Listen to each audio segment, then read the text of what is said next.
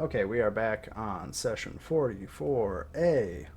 A recap because it's been 2 weeks and I think we had mix and match attendance for the two sessions before that. We have entered the Tomb of the Nine Gods. You guys have made your way past the entrance and a speech from some guy who calls himself Withers, who is apparently the custodian of the tomb. Uh, you fought a shadow demon in that little purple skull space that is also blanketed in a magical darkness inside the skull face.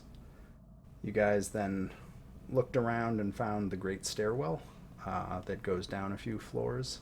You saw something scurry off away down a hallway on a landing below, and then everybody headed northwards and then westwards, where you came to a room that had a statue holding a shield. The shield had an effect where it would pull any non magical metal objects towards it and pretty much instantly shatter them into bits. Yaza, I think, picked up that shield and is now carrying it in front of her. So anybody who has any loose metal items that are non-magical, such as weapons, shields, armor, other things, be aware of that. To the south of you guys, you went through a secret door uh, that opened into a room with a sarcophagus in it, and I think we ended there at the last session. To the north of the path you guys have taken, so if you would have gone north instead of south, you were able to see the beginning of a room with a fountain in it. Um, and I think that is where we are at. Questions, comments, concerns?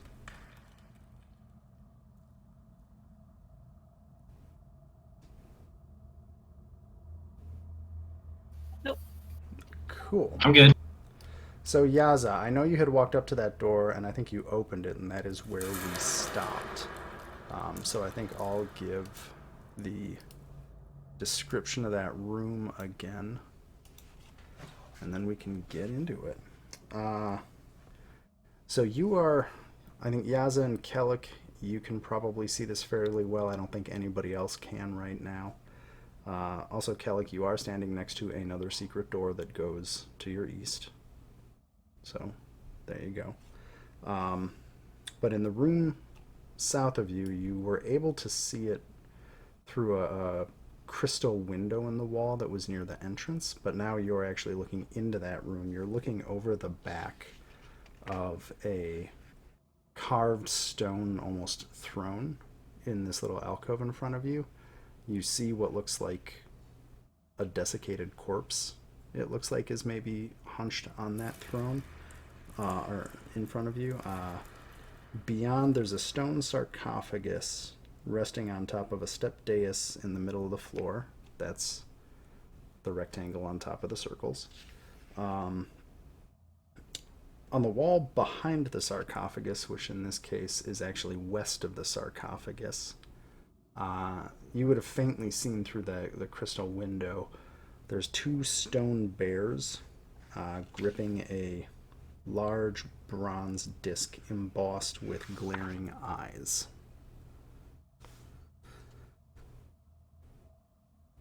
And that is where we are at. You said it's a bronze disc? I think from where you had been able to see before, it was you could tell that it was some sort of metal. It is bronze, but because you can't see it right now, it's these things here, so you don't actually have line of sight on it, but you would have seen it through that crystal window earlier, which I think you guys all looked through over here. Does that make sense? Yeah, no, makes sense. I was just checking. Yep.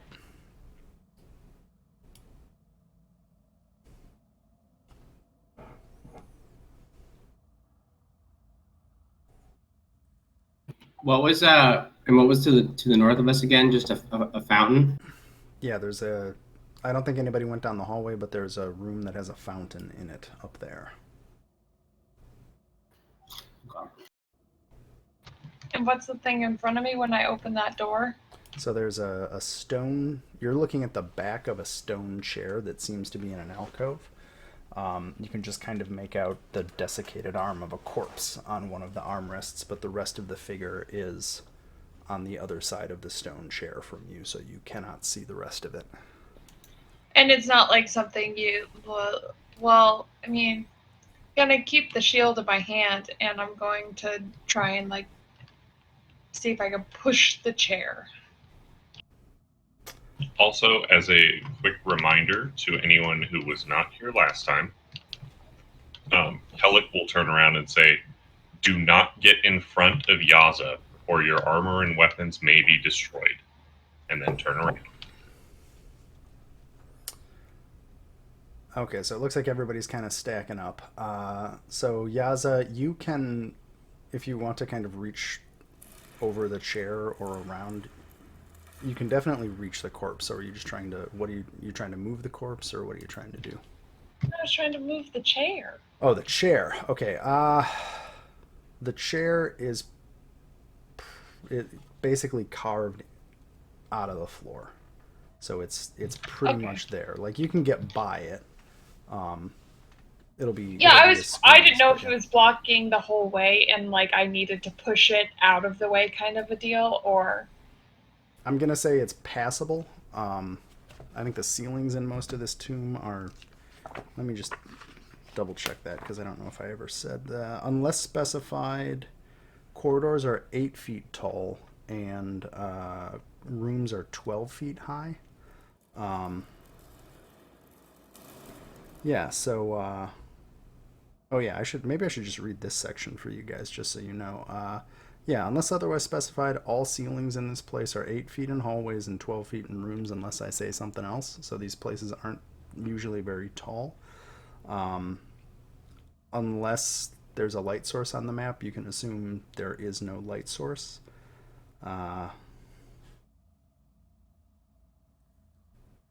And all of the stairs are carved directly into the stone. Yeah. So if we ever encounter stairs, they're carved directly into the stone. I'll come back to that if we ever get to it. But so you could get over the chair is probably the most obvious way, because this is what, a 5 foot square. The chair is probably about 4 feet wide, so you got a couple of inches of clearance on each side. But you can definitely go over the chair, kind of squeeze over the top of it.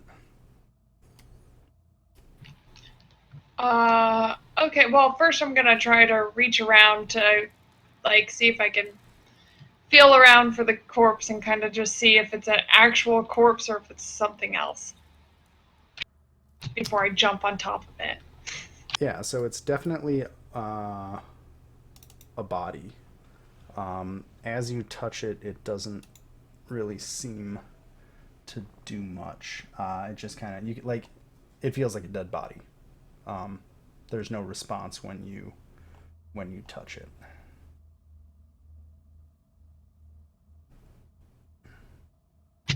Okay, then after that I'll just go climb on top of it, being super careful that I keep the shield in front of me.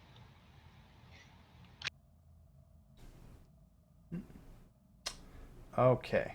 Um. So as you get, I'll say that you can carefully walk onto the corpse, or like above or over the corpse. This is a very Indiana Jones type thing. As you clear the top of the chair, uh, the only striking feature of that corpse and the one across the room from you, because there are other chairs with corpses in them, they're all wearing paper mache masks that are these black paper mache masks with feathers kind of coming out all the edges. Um, Let me just check. And give me a perception roll. Hey. As you kind of survey the room from this alcove, you see that on the shield that's between those two bears, or that large bronze disc. Sorry, you're holding the shield. I'm mixing up my descriptions. All of the eyes on that disc, as you kind of clear that white, suddenly snap and lock on you. So they're literally, the disc is covered in these eyes, and you notice just as you look at the disc that they all snap to look at you and then stop moving. Where's that disc again? It's right here. So the stars are bears holding this big bronze disc. And all the eyes just stare at me. Yes.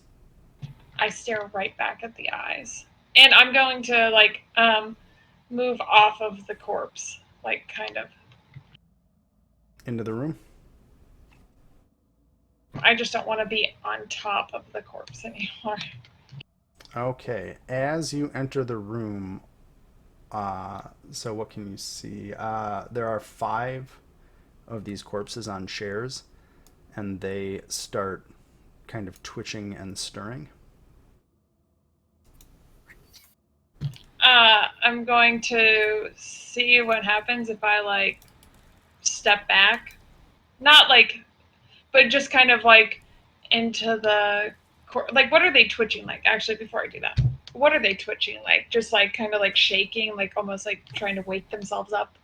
Yep, precisely. They look like they're starting to wake up. Also, in one of the alcoves, you can make out kind of up here, just as you're in there, there appears to be a centaur wearing one of those masks, just kind of hunched on top of one of the thrones, but the centaur is not doing anything.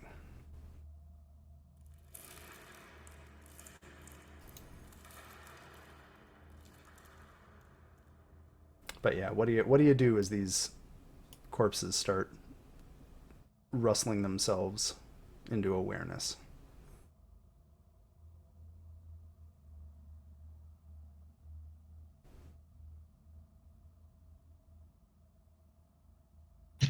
I'm going to cast a thaumaturgy, or I don't know how you say it, thaumaturgy. And I'm going to just have, like, I'm gonna have, like, my, I'm gonna use it to magnify my voice to make sure that, like, all the others behind me can hear me. And I'm just going to say, "Who dares awaken?" Okay. But it'll be, like, super, super loud, and then just kind of, like, as a warning to everybody behind me too that this is happening. Cool. Did you get a cantrip?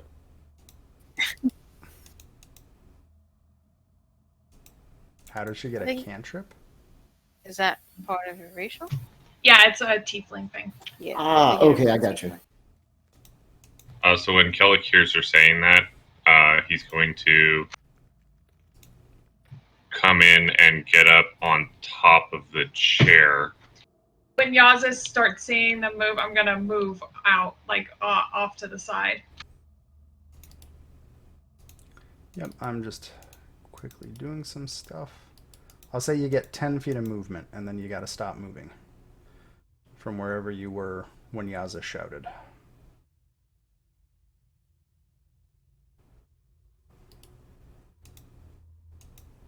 Let's see, where are we going here? There's Teresa, Sebastian, Teddy. 1, 2, 3. Oh, Yaza. I should probably put Yaza in there. I got everybody in there? Cool. The whites have now awoken. Am I missing anybody? 1, 2, 3, 4, 5. I think I have all 5 characters in here. Am I missing anyone? Yaza, Kellic, Sebastian, Teddy. Yeah, I'm missing somebody, but that's because you're not fighting. Who did I miss? Teresa? Isn't she not in there? How many I'm times? here.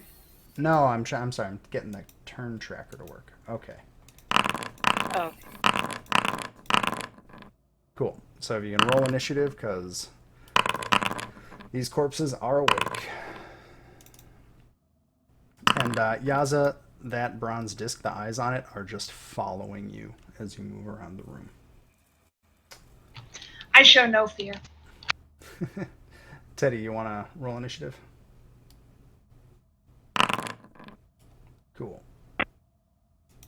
There we Why is it saying it's Kellick's turn? There we go. So it's actually Teresa's turn.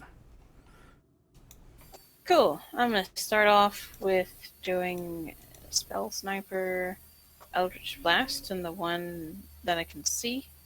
Actually, yeah, because we gotta clear this hallway. So, Spell Sniper's handy for that. yep. Wait, where is it? Okay, there it is. Does a 19 hit that one? Yeah, that'll certainly hit. Okay, and Of then course. Well, it helps if I pick the right white. Oh.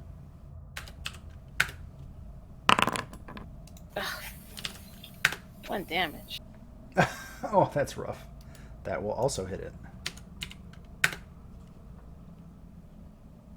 How many blasts do you get?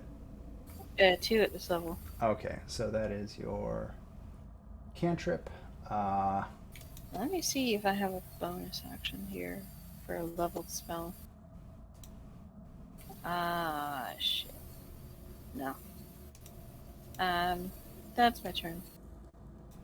Cool. Then it is... whose turn? This guy's turn. How far do you move? That far. 10. 20. So it'll just make it to you, Yaza. Well, that's cool. So this creature silently just approaches you stiffly, and it makes to swing its sword. As it does so, it has to make a strength save as it tries to hold onto its sword as it attacks you, because you've got that shield. And it will succeed, so it will attack with its sword. And it will attack twice, just kind of hacking away at you, and I think both of them just harmlessly bounce off of your armor. Because it's apparently not very good at doing that. I feel like a -1 should count as a failed strength throw.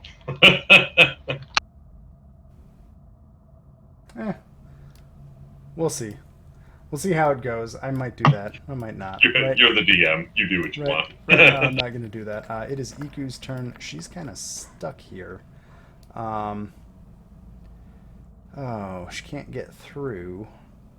So Iku is actually seeing that there is a creature on a throne in front of her and a bunch of people who are better at fighting than her behind her. She is going to actually move back to just get out of the way and hopefully let others through, and just kind of comments on that as she squeezes past you guys into this hallway.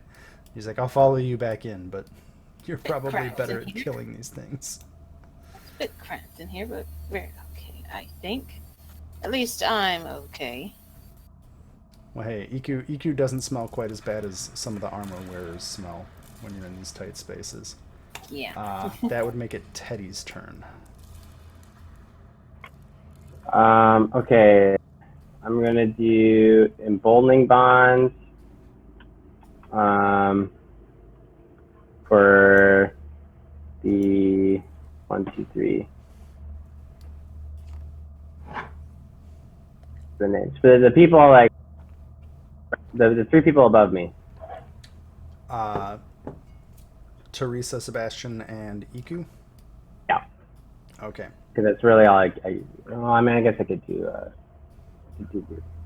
Calix, but I'm gonna do that, and then do I wanna?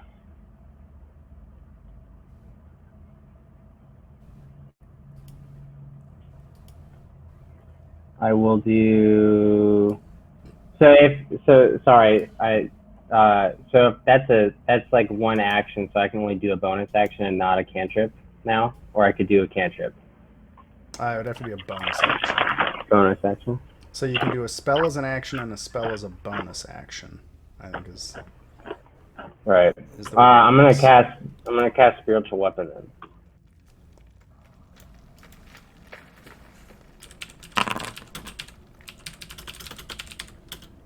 Where do you put it? I guess I'm gonna put it right.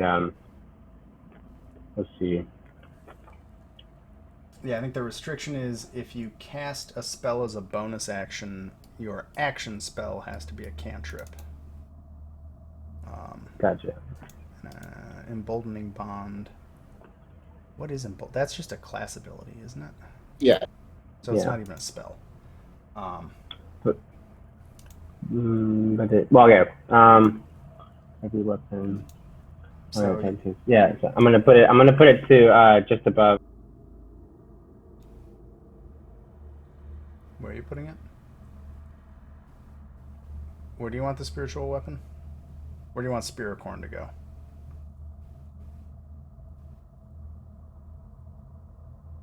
You want it to go where it can attack the white. You want it there?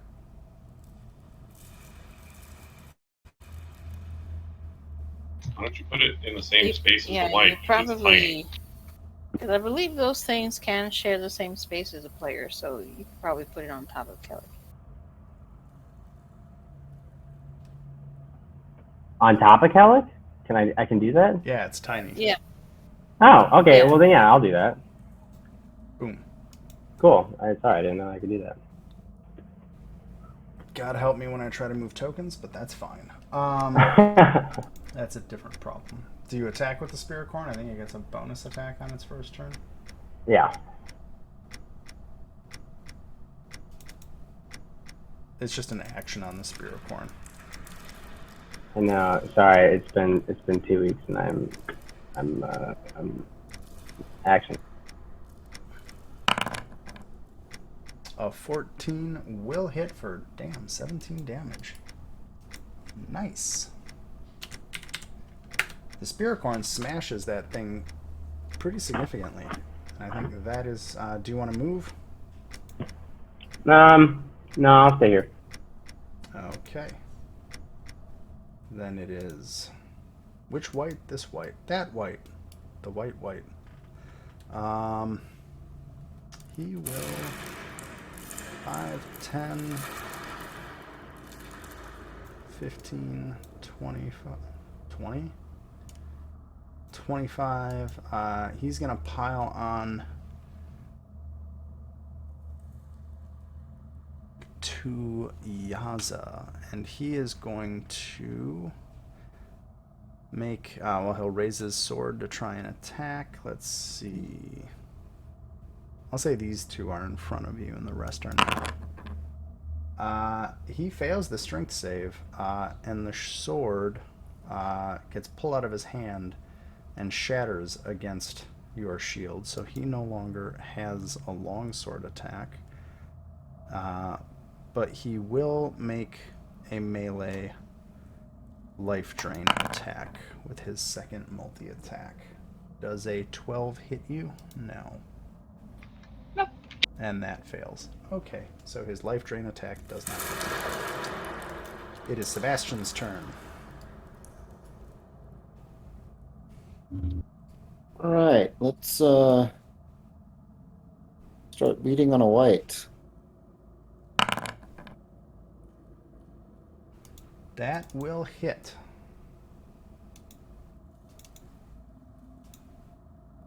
For 7 damage. And we'll do it again. That will not hit. The 9 will not hit. A 1 more specifically will not hit.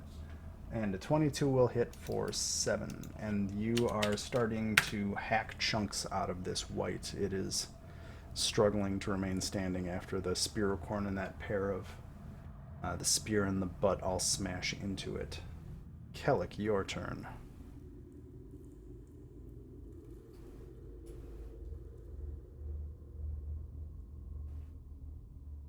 Well, I'm gonna have to use a disengage action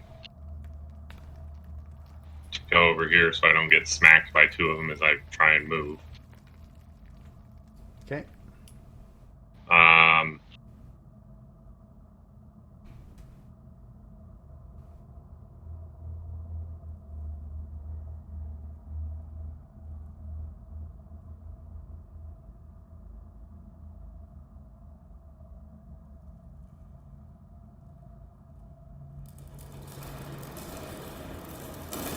okay. Do you have a bonus action you want to take?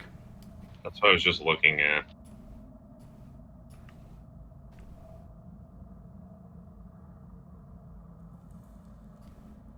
All of my bonus actions are dependent upon Oh, Hunter's Mark's on.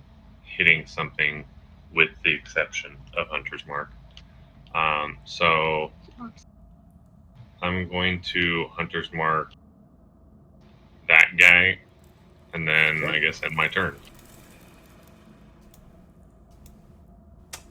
Okay, so the white that you guys have all been smashing into is going to. It's not gonna try. How smart are whites? Yeah. It's just gonna attack Sebastian. So first attack with the long sword.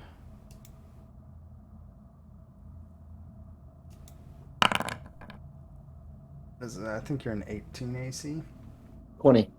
Okay, so in the tight space, it kind of clanks its sword off of all of the stones around and doesn't quite hit, and then it is going to try and life drain you, which is a melee attack that, does stuff. Oh, so that's a 20. Cool. So that hits. The way life drain works is it's a DC 13 Constitution save. I don't know why it says DC 10 there.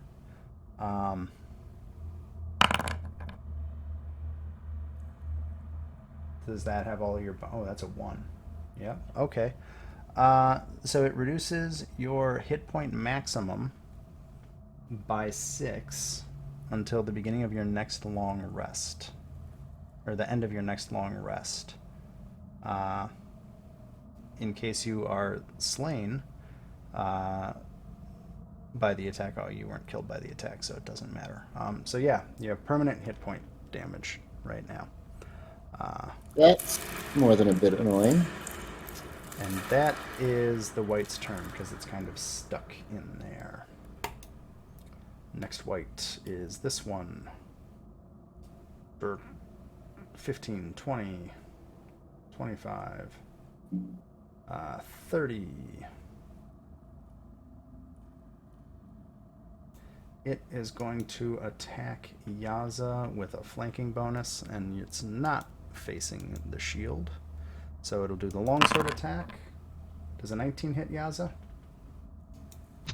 Yep, it hits. So that's 8 slashing damage. And then it will also try with its second sword swing to life drain you. And I think that's a Constitution save.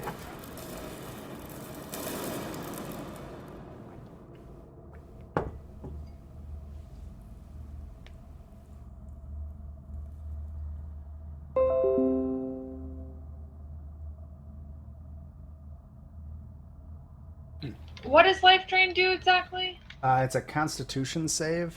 It will basically, if it hits, it does permanent hit point damage if you don't make the save. I was just asking because I have immunity against disease, so I was wondering what it actually did. So it's necrotic. Is I this don't a think it's a curse? disease. I think it's just. Yeah, I don't think it's a disease. It's a. Is it a curse? Or Yeah, that's why I was like,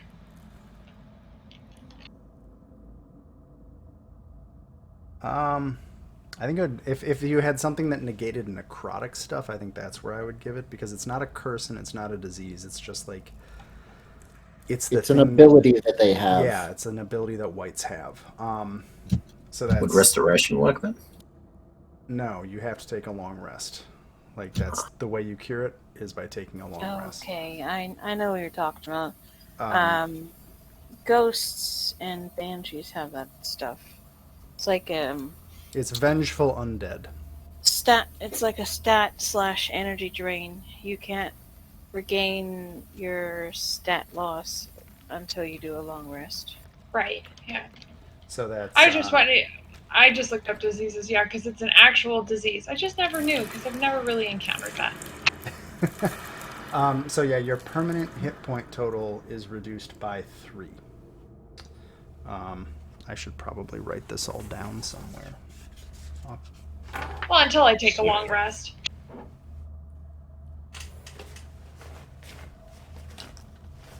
Do I even have a pen? That would be handy, wouldn't it? That will be. I just took it off for right now. I'll remember to change it like later, but There's a place on your character sheet below hit points where for maximum hit point modifiers. Ah, that's cool. So if I put -3, and then if I look at Sebastian, we've got I already did it -6. on mine. Cool. I was looking at it. Okay, so it is Yaza's turn. oh, I changed mine back to what it was originally. I just put it in the hit points. Oh, I didn't realize that the temp did that. Okay.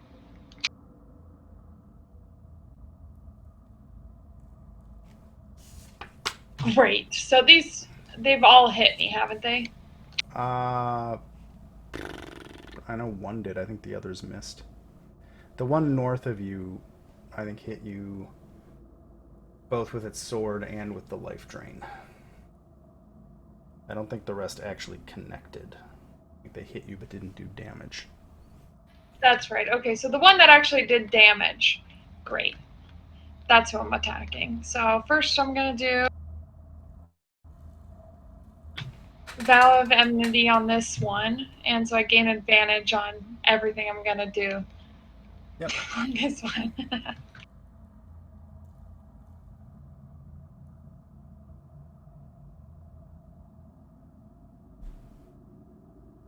And I'm going to take out the longsword and start smashing it. Cool. So yeah, attacks with advantage. That'll hit. Yeah, there you go. That hits for 11 damage. Yeah, it didn't prompt me. It just rolled. I think if you roll from the drop-down menu, it usually asks if you want to hit with advantage. Is your sword magic or no? No. Oh, okay. So it takes a bit less damage. Not Wait, you don't yet, have a magic anyways. sword? No, I've never gotten any magical items at all.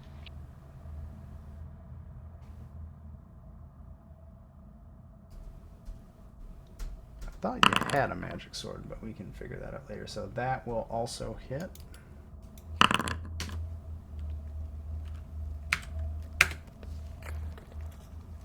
So both of those hit. So you hack into the guy. So that's bonus action, action. Do you want to do anything else?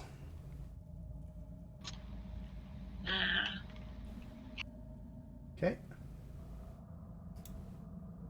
It is the final white's turn. He can't really go anywhere. He's just kind of going to get up in here. It is Teresa's turn.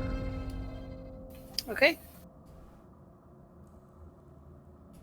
Okay.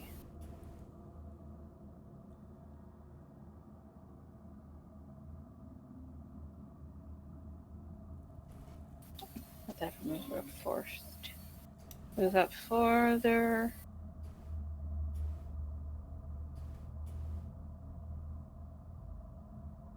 I can't move my screen. Hold on. That's weird. I cannot. Hold on. Open the door. I'm There's trying a to- stairwell over there. Yeah, I'm trying to fucking move my map so I can see down there. There we go. Should be right click and drag, I think. Yeah, it just wasn't working for some reason. Oh well. Well, okay. So these things. Sorry, it's been a long day. These things need something a little more stronger, so I'm going to do Scorching Ray on the one directly in front of Sebastian.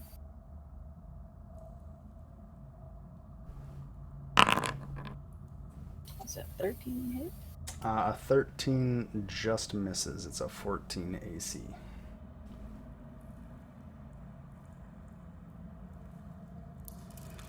A 27 will hit. And 5 fire damage will bring that white to its end. It crumples to the ground, smoldering with bits falling off of it as your ray sears through it. Good, now the way is clear. And I'm going to fire the last one on this one directly in front of me. Yep. Down the hole.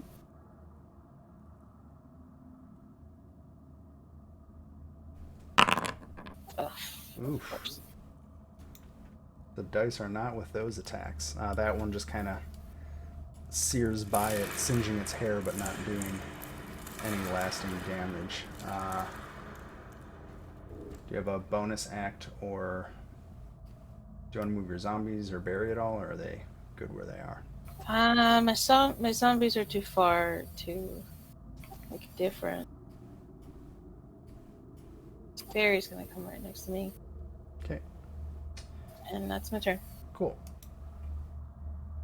Whoa, what happened? EQ.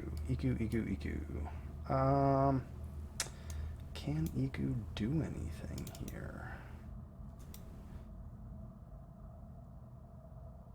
No, that doesn't help. Well, I don't think I need to detect good or evil. And she's too far for the... Oh. She's not gonna do anything yet, because none of her stuff is... yeah, that would be a waste of spell slots. So Iku is going to be ready to come in and help, but is kind of out of it. Teddy, it is your turn. All right. So the two. So Yaza and Sebastian were both hit with that life drain, the hit point thing. Yes. Okay. So I'm gonna cast Aid, which I can choose up to 3 people within 30 feet, and they gain for the next 8 hours a +5 temporary and max hit points.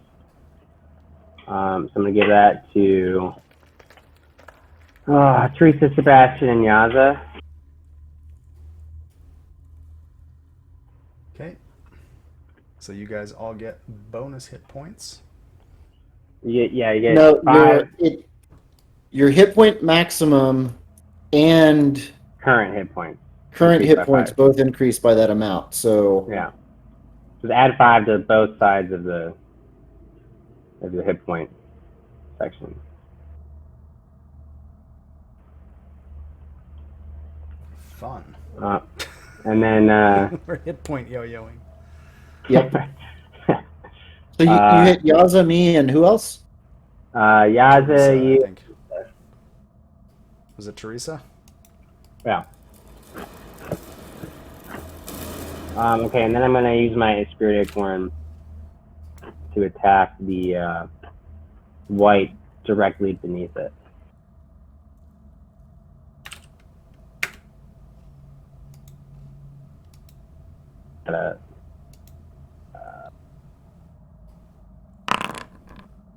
An 18 will hit, and that'll do 11 damage. That's my turn. Okay, which white is this white? That white's the white. It will try to... oh, it doesn't have a sword anymore, so it has... it doesn't have a melee attack that's not a sword. You guys know you can come into That's the the room, life right? drain.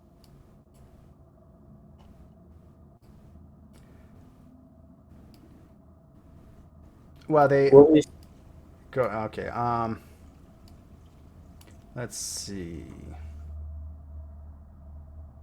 Where is this one gonna go? I think this one's gonna attack Sebastian. And yeah, all it's got is the life drain, so that's the only thing it can really do. Oof. Well, that'll hit for 21. Constitution save. DC is 13. You pass. That life drain does not. It is Sebastian's turn. All right. You're in the way. So we're going to attack. That'll do 8.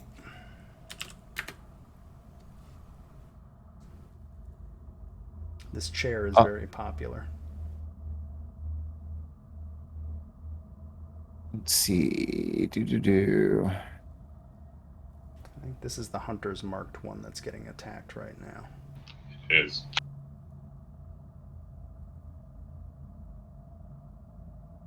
How many spell slots do I have? Approximately a 9th level paladin's spell slots. Right. Okay, I have. All right, I'm gonna divine smite that dude.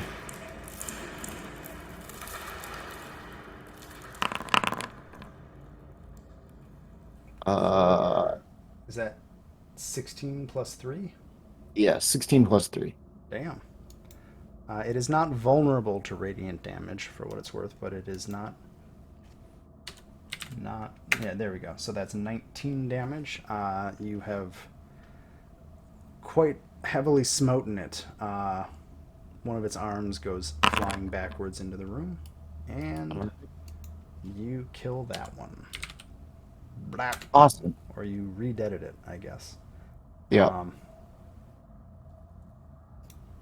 So there. And then I'll say, I'll turn over my shoulder and say, grab a mask off of one of the dead ones and put it on before you enter the room. And then I will go into the room without doing that. So there should be 2 masks behind me. Yeah, I'm just moving the tokens off a little bit so it gets a little less confusing. Right. Is that your turn? And then I'm bonus action attacking the one between me and Kellic. Okay. Does that give me advantage? Yeah, you would. You're flanking. Okay. How do I do it? That. Okay. So the 18 hits. Whatever, we'll say 18 for 10. Okay. So your bonus spear. I think of your bonus attack as your spear butt for some reason. Yeah, I do. Or it's like just smacking it with the side of the haft, like Yeah. after the point goes past or something. I don't know. So you kind of clump them. And I think that's your turn, right? Yeah. Kellic, it is your turn.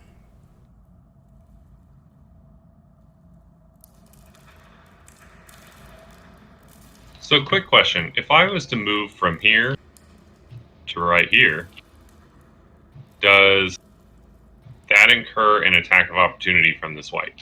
No, Nope. you're still within its reach. So Yeah, you okay, have that's to what I thought. leave its you have to leave the zone of control. Okay. Oh, cool! It has the little marker there. That's nifty. It shows you where you started your turn. Oh, yeah. neat. Okay, well, I'm going to bonus action Hunter's Mark change that guy. Okay. Then we get to shooting. No, a 1 does not hit. Sorry. But I want to use my minor boon of the archer to add 1d4 to it. To the 1, you rolled a 1. To It's a the- It's a failure. Oh, okay. It's a natural 1. I was just like, I couldn't have got rolled 1 with a 12, but then I was like, oh, right, I have a plus 11. JK. Yeah. Oh, well. You're usually really good at hitting things. A 22 will certainly hit, and that'll do 13. As soon as I click on the right screen. You want a hunter's mark? So it's... So The 22 hits, so it's 19 total on that one. The 13 misses. Is that your ambusher first attack thing? Well, so Hunter's Mark for both of them is those D6s. Yeah.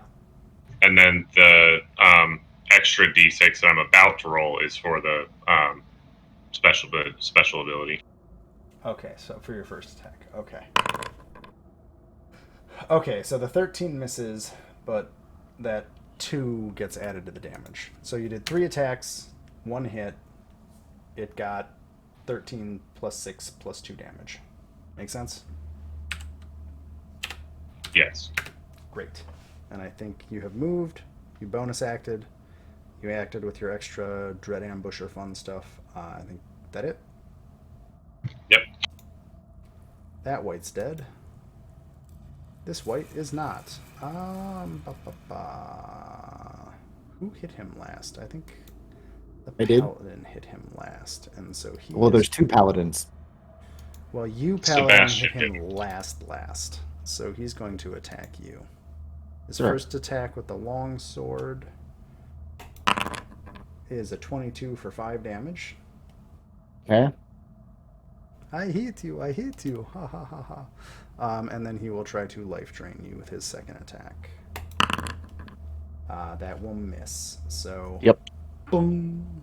I guess he should have advantage, but whatever. I don't care enough right now.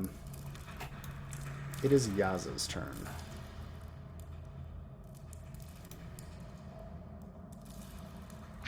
Yaz's. She's as stoic as always, but yeah, she's just like these idiots. She doesn't say that, she just thinks that. So she is. Has that one been hit at all since I hit it? Yes. Sebastian laid into it, yeah. So the 2 northern whites look a bit rough. The one to the south of you has not been touched.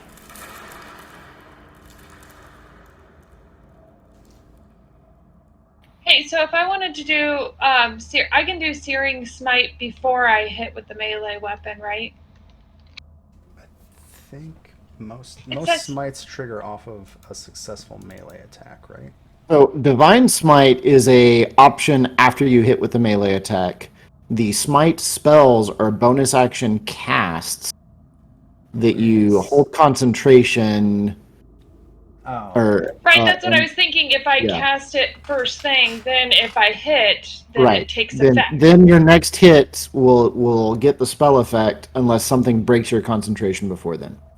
Right. But I was just thinking, cast that first. It's not an after the fact, because I thought Right. Divine Yeah, Smite yeah. is an after effect. After. It It is. is. Divine, yeah. Naming conventions that are confusing. Yep. As you are turning, okay, so you cast Divine Smite. No, Searing Smite. Oh god, you're gonna.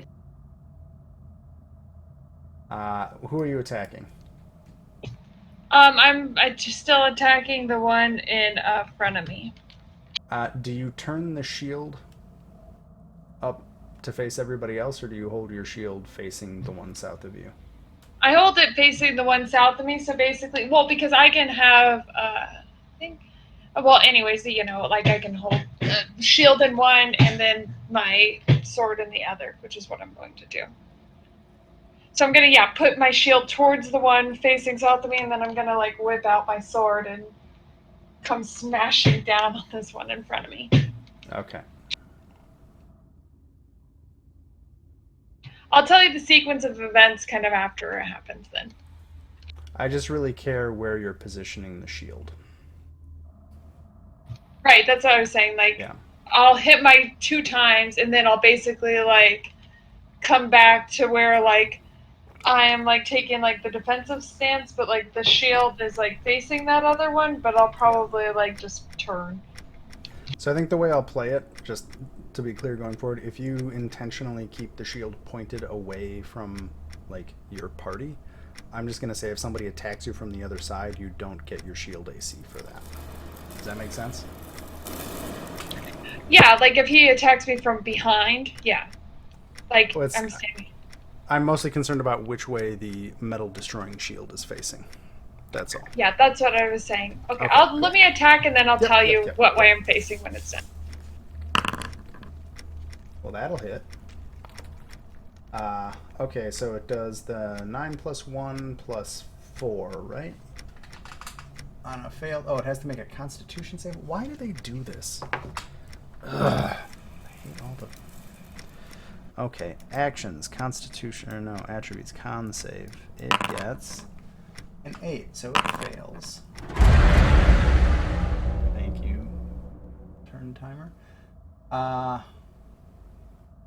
Oh, the attack deals an extra 1d6. Okay, so it takes 9 plus 1 plus 4 is... I had 14. advantage on it both times, but when I rolled a 20 on that, it was like, okay, whatever.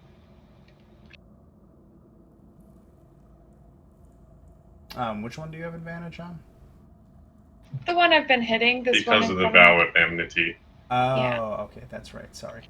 Okay, so 9 plus 1, 10, 14. So that's how you do it. 14 plus 9 is 23, plus 4 is 27 damage in total. And that... So your flaming raging sword of doom just hacks this white into burning hunks, and it is... Well, did it die before? Hold on. So did the first attack? No, the first attack did not kill it. Okay, just making sure. Yeah, it took both attacks to kill it. Plus the That's flame. fine. I was just Yes. making sure if the other one didn't, then I would have attacked the one I have my shield facing towards. So after I attack and I like total rage out on that one, I'm going to turn back around to face the one in front of me Okay. and just stare it dead in the eye. Well, hold on. I'm first going to stare those eyes on that bronze shield and then stare back at this thing. The bronze shield is kind of... Different eyes are now looking at different people in the group. Whatever eyes are staring at me, I stare back at them, and then I turn towards the one that I had the shield facing towards, this one, down to the south. Okay. Just for drama. Let's see. We've got the next white. That white... it's going to attack you, Sebastian. I think it doesn't have a sword, though. So it will life drain. 22 will hit. Can you make a con saving throw? You pass. So it's just the normal damage there. And then it is Teresa's turn. Okay, I'm going to gingerly step forward. Just a bit, because I don't want to be in the attack range. And from where I am... You can see the southern one. Hold on. Okay. Yeah, I was just about to ask that. Yeah, you can see the southern one. The one Sebastian is... The one trying to gnaw on Sebastian, you can't quite see. You know it's there, but you can't get a shot on it. Okay.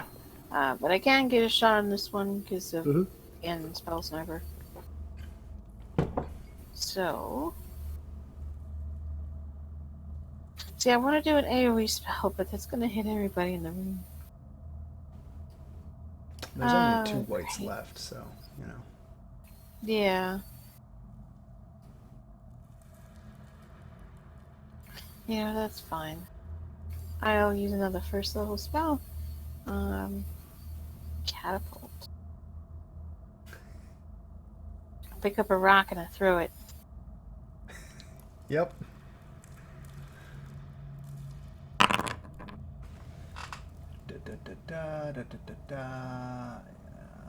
If the object would strike a creature... Cool, so it needs to make a dex saving throw. It will do so. 10 does not save. On a failed save, it strikes the target and stops moving when the object strikes something. The object and what it strikes each take 3d6 bludgeoning damage. So the stone kind of explodes into the white and does 12 bludgeoning damage, which is magical because it's a spell. So there you go. I'm gonna say it's Damn it, I magical. keep clicking the door. Hmm? I keep clicking the door on accident.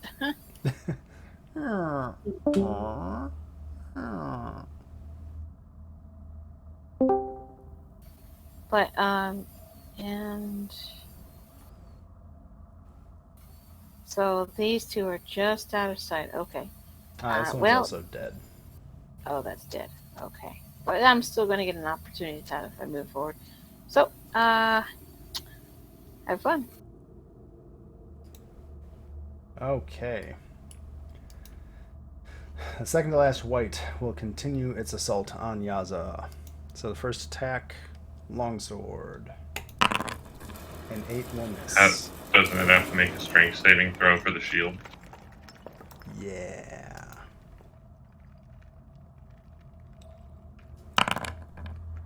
So that negates Sweet that whole longsword, attack. bro. That negates the whole attack that it didn't make, which there you go. So it tries to attack. The sword whips out of its hand and smashes into rusty dust against Yaza's borrowed shield.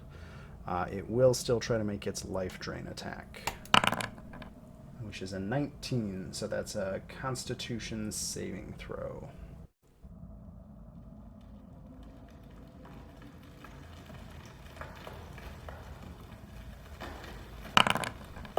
That will pass, so you just take the 4 necrotic damage, no permanent damage.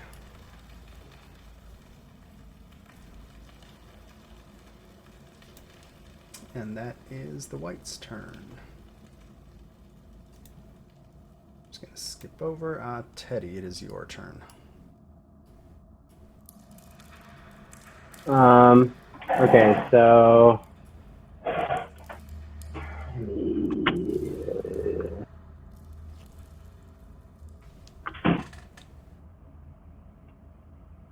So the only 2 whites left is the one by the Spear Corn, by Sebastian, and by Yaza. Yeah.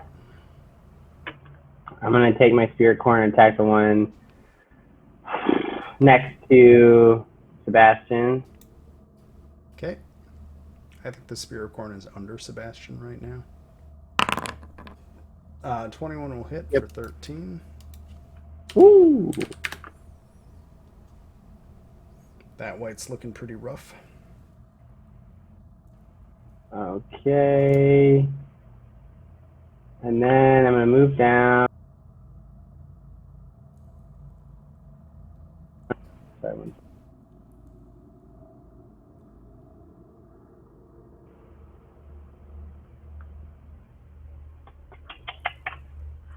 I might end my turn to save. I feel like I might end my turn. I think I might end my turn. Okay. Sebastian, it is your turn. All right, I'm going to smack the one to the west of me.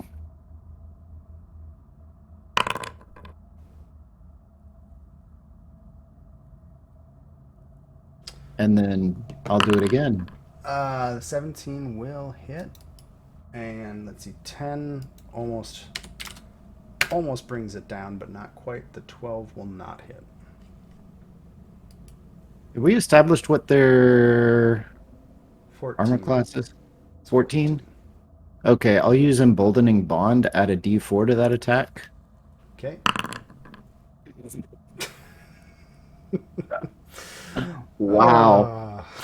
Fucking rip on that Okay. one. Oh, man. The extra attack does not hit. Oh. Yeah, that's special. When the dice don't work. Wait, why?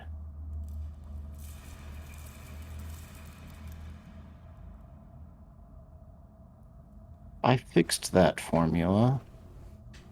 Where did... It also wasn't your extra attack, it was your opportunity attack. Oh, that I clicked opportunity. Okay. Make that thing disappear. Okay. Yeah, that's my turn. Is the bonus right? The bonus is not right, but it doesn't. It's only a difference of 1. It doesn't turn it into a hit. Okay. Kellic. I would like you guys to know that your actions in this fight have prevented me from using a spell. So, Grim, you should be disappointed. Anyway, moving on. You're not going to use a spell? Well, not anymore. I'm gonna shoot the shit out of this one that's Hunter's Mark, though. You killed it. Boom. It had But I one want hit to point really kill it. left. You want to really kill it? And then, actually, funny enough, since I haven't used bonus action this turn, I'm gonna bonus action transfer it to this guy. And then shoot this guy. 21 for 8 will hit. And add another 4. His last white is not looking healthy. Well, they're weird turns of phrase. Because he's a white. He can't look healthy. You guys have started piling some damage onto that white. That would make it Yaza's turn. So, did you want to move, Kellic? I'm sorry. Nope, I'm good. Alright. So this bitch in front of me, she's still nothing, right? She's still standing. She's not re-deaded. Finish her. And I don't think... Oh, wait, I did get hit, right? By that one? I think it... No, by did it. something I did. I got hit by a couple of hit points, I think. Maybe Yeah, the one that you Oh, was... the one that's You should have taken like 4 necrotic and 3 necrotic total. Yeah, no, I was just making sure for concentration purposes. That's all. The first one you would not have been concentrating. This one you would have been concentrating, I think. Which spell is it? The Searing Blade Smite? Searing Smite. So yeah, you would Doesn't need the to do Searing a- Smite end went on that one attack? I think I needed to Constitution specifically for concentration. So make a concentration save. It lasts for a minute, Sebastian. I know that. But I thought it's only first attack, though. Yeah, it only affects one attack. After that, the spell's over. Oh. The concentration is just so that you can Next time hold you hit a creature with a melee attack. Okay. the spell's During power. the spell's duration. The duration is a minute. Right, but it only affects the very next successful attack. So you can. The reason No, you're it able to affects- On a concentrate. successful save, the Okay, spell ends. let's not all talk at once. The way the spell works, like many first level spells, is it gives you a bonus to the next strike, but you can take up to a minute to do it.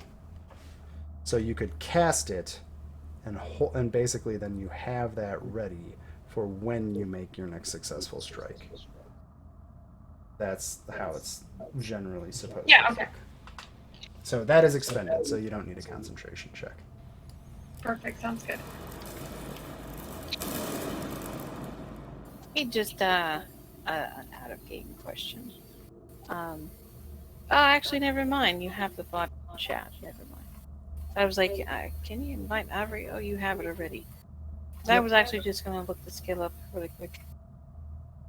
Okay.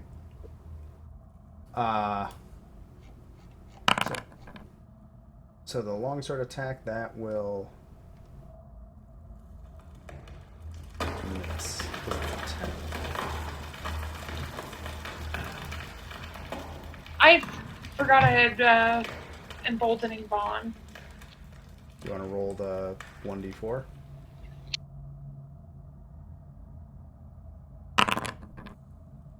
So that gets us to 12, not quite Not there. quite. Still a miss. It was a very bold strike, but, you know, white don't care. Ugh. Nope.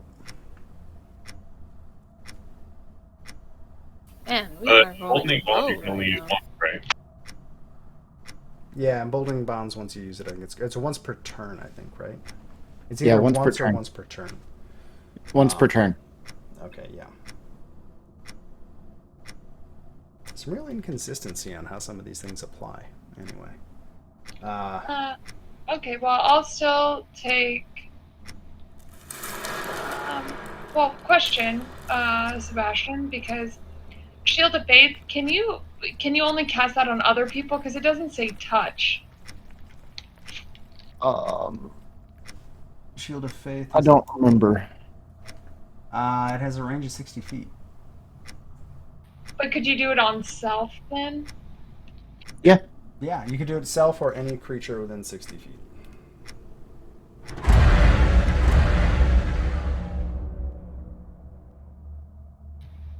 Then I'll do that on myself. No, there's this thing over here. Yeah. That person hasn't even moved. So just in case, I'm doing that right now for my bonus. That's it. Okay. What turn am I on? Why did it just go back to you? That's weird. It is Teresa's turn. Okay. Ah, damn it. Okay, there. I'm gonna step forward. Step over here.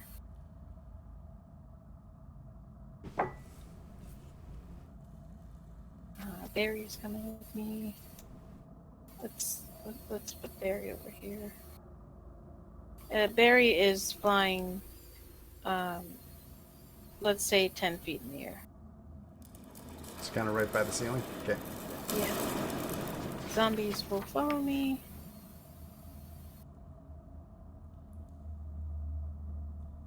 They don't move very far. They're 20 feet, right? Yeah.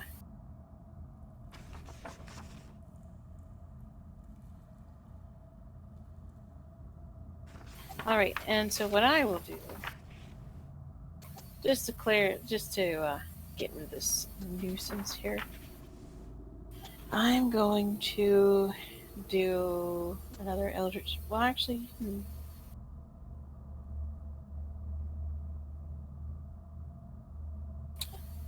I will do.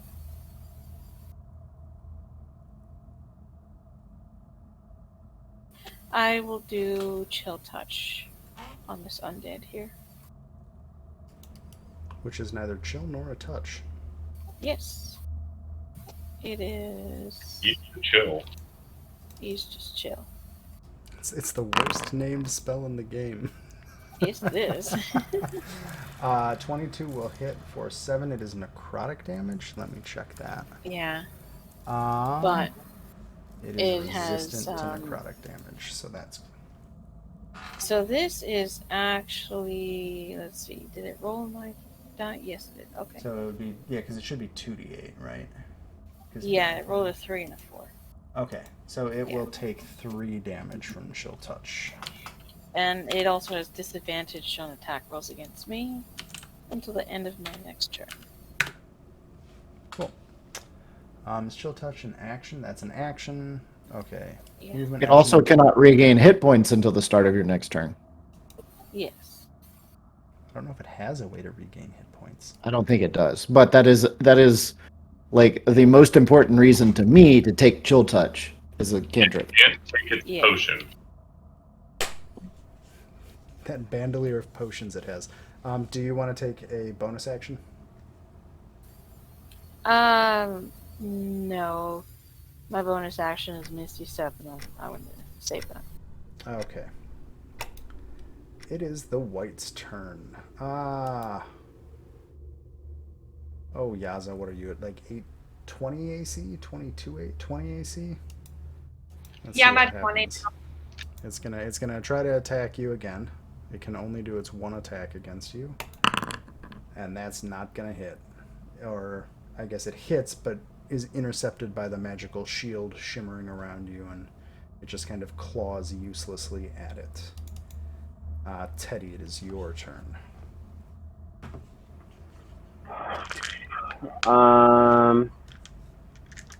Okay. So I'm gonna move The spirit corn? I guess I can't move now. Well, Yeah, I'm Sebastian. gonna move the spear. Okay. Wait, so what? Well, Sebastian is actually up a space. Right, yeah. I moved out of the way so you could grab the spirit corn if you wanted to. Okay, well, I guess first thing I'll do is I'll attack with spirit corn. Where do you want to move it? Because it's currently not in range of anything. Okay. Like right there. Yep. Jesus. Wow. Yes! Nice. That, I love And how that was. The acorn has never It's- failed me. Acorn is like a fucking 7.62 round. Like, It's like the second or third time that's happened too, where it's just like the perfect. That's a dead. That white is done. That white is no more. So whatever. Let's just hit some numbers here. 100. Yeah, that'll work. And that is the end of the whites. So there are a pile of 2 dead whites on the chair north of Sebastian. And then the other 3 are spread out throughout the room. All the whites and the centaur on the one remaining chair that doesn't have a white on it are wearing those paper mache masks. And I think I that take a is paper mache mask off a dead white and I put it on. okay.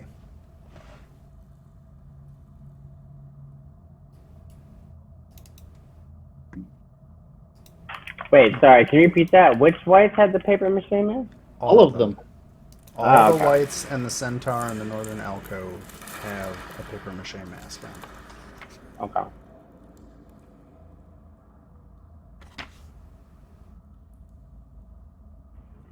I kind of want to grab one. I'm going to take one. Which one do you take? I don't know. Sebastian, which one did you take? walk in front of Yaza. The one to my left, to the west. All right, Yaza is. So now that we see all this, what are the eyes looking like? They're just following everybody. There's dozens of eyes on that shield, and they're just each eye, a couple of eyes are watching everyone. Is it following me? Everyone, everybody has eyes following them. There's dozens of eyes in that shield, and all of them are following various people. All right, I'm gonna go down around the room, and I'm gonna say that like I'm going to head over to this bronze plate with the eyes on it and bring my shield close to it.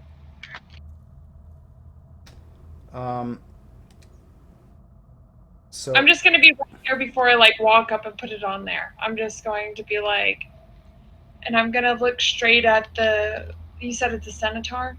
it's a centaur. Centaur, sorry. The centaur, and have they done anything? Nope, they're just kind of standing with a paper mache mask on, kind of backed into that corner. They haven't moved since you guys came in the room. They didn't shake like the others. What? They didn't shake alive like the others. No. Okay. No, I was just making sure. Teresa was going to pick up a mask from one of the corpses, and she's going to go sit on one of the stone chairs.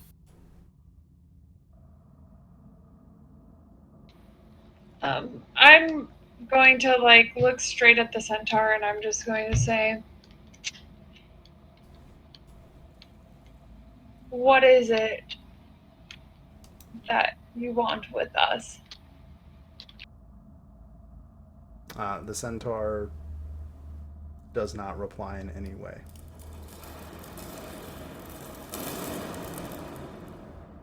Does the centaur appear dead as Nope. well as It's slowly breathing. It just seems completely like oblivious to anything around it. Perhaps it's an imprisonment spell. Because imprisonment can put you into a stasis. I'm gonna walk up to the centaur, off to the side here, and then I'm gonna take its mask off. There you go. Ah, You're awake, very Yeah. confused and unaware of where you are or how you got here. well, what about the D&D thing? What about the D&D thing? The Yeah. what? I mean, we're in a dungeon, but we haven't Oh, seen any shit. yet. This isn't armor. Keyword yet. The last thing you remember is being in a cell underneath a tavern full of pirates. It got Yep. very cold and you woke up here. The fuck happened? It's the worst drinking trip ever.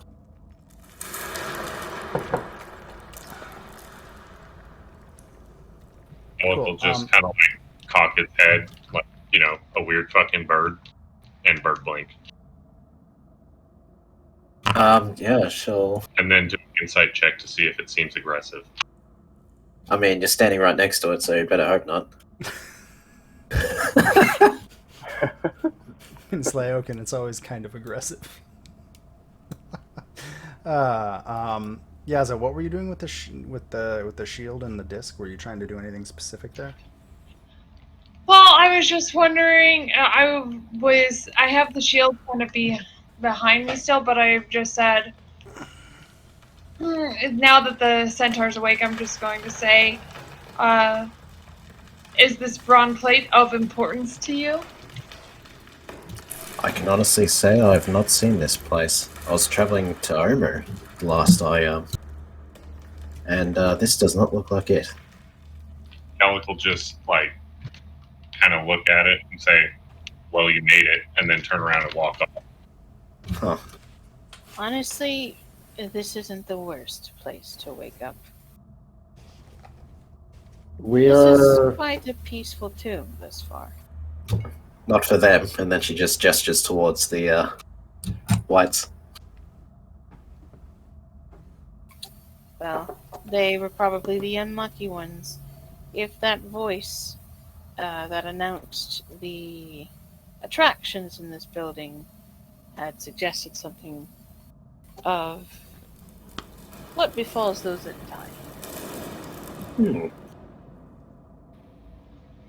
So yeah, I'm going to have the shield, and I'm going to move the shield in front of me, and I'm going to put it up to the bronze plate. So as you do that, the plate kind of, you hear a slight grinding and some stone dust falls from the bear paws that are holding the plate, but it seems like these statues are strong enough to resist the attraction of the shield. So what are you trying to do? You want to push these plates?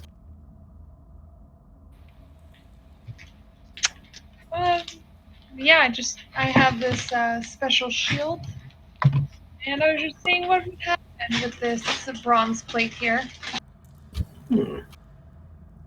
Could try to push on it. Did you watch? I have the plate in front of me. Did you watch in front of me? Yeah, but all her gear's magical because Blessing of the Forge. So it hopefully shouldn't affect it. Hey, I'm a forge cleric in my other campaign. Nice, high five. High five. Congratulations, we now have a character who has higher AC than both of our paladins. I know, right? Wait, 26 is normal. Oh god, forge clerics. Whatever.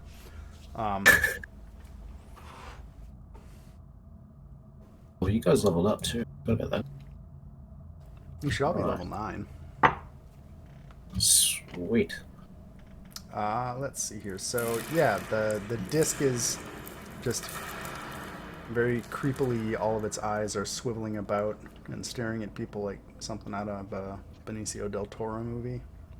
Do I see anything? Oh, sorry. Go on. And then, yeah, Sebastian, you just moved up to the sarcophagus. Are you Yep. doing anything Does in it- particular? I'm examining it. It is carved with a bunch of basically, it's got a stylized bear figure carved into it on the top of it. There's other various like images and stuff, but the main thing that strikes out is that image of a bear with kind of like an angry panda type bear. Is there any writing on it? No, there is not. It is all imagery.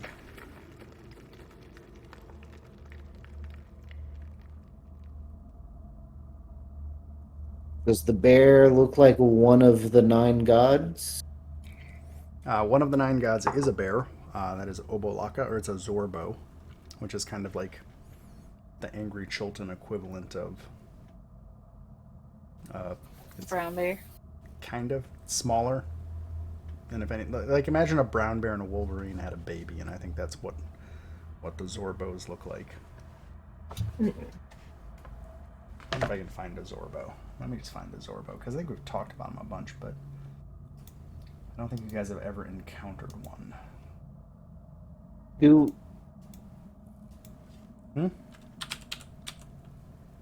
Are the 9 gods actually dead, or are they just kind of imprisoned?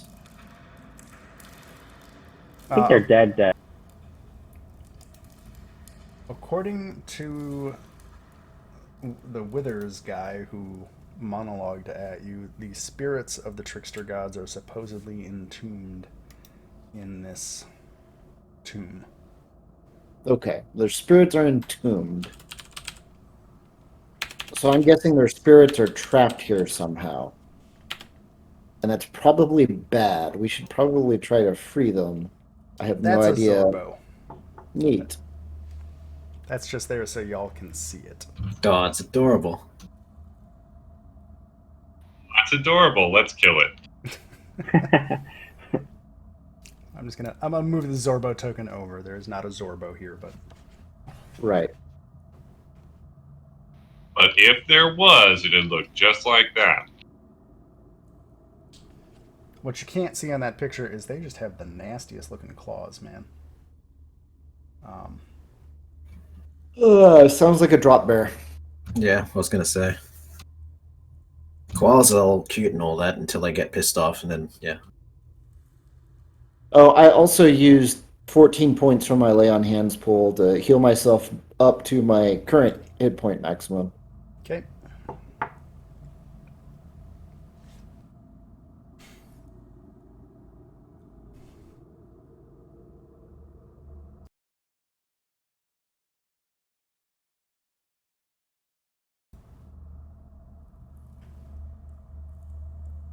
So I'll turn to the centaur and say, I'm Sebastian, by the way. Well met. I am Xanthiel. You're who? Xanthiel. Xanthiel? That's the one. What business was bringing you to Omu? Well, I found out that a great many people were unable to come back from the dead, which, needless to say, is quite a problem in my line of business. Your line of business being... I'm a cleric. Oh. Neat. Business. You could say that again. It's kind of inconvenient. Yes, that too is what brought me here.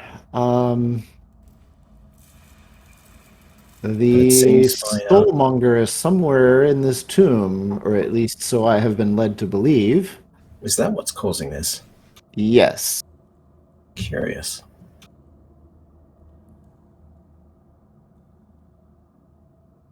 So, in other words, we are here to either wrest control of it or get rid of it before its owner comes. That sounds like a plan, and I certainly have no better one at the moment.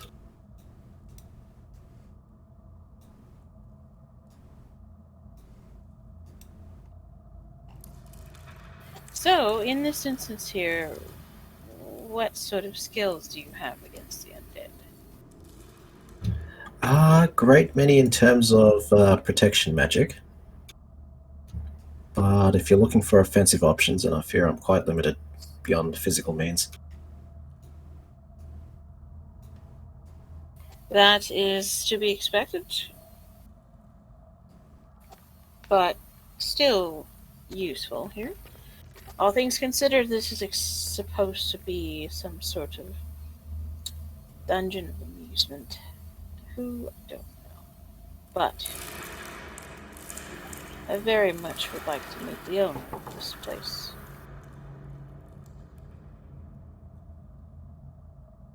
And fucking kill them, but... Rude.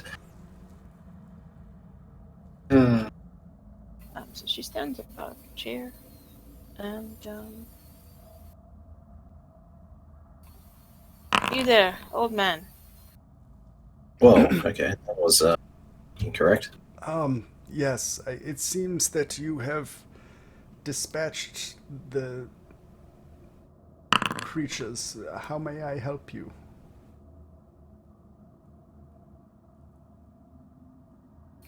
I'm assuming you're talking to Whereabouts Orvex. are we? Yeah, I'm talking to. Whereabouts are we right now? I would wager we're still near the end. Perhaps you could clarify.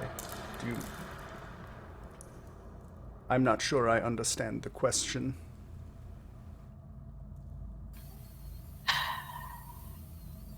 Is this place of any relevance to us, our task?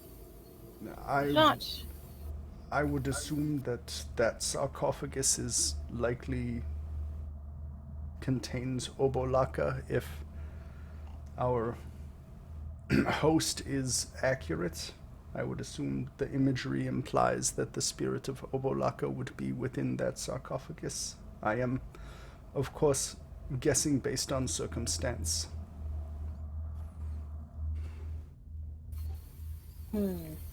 And out of character, I'm trying to remember. Did we have a handout about the description of the relationships between the 9 trickster gods?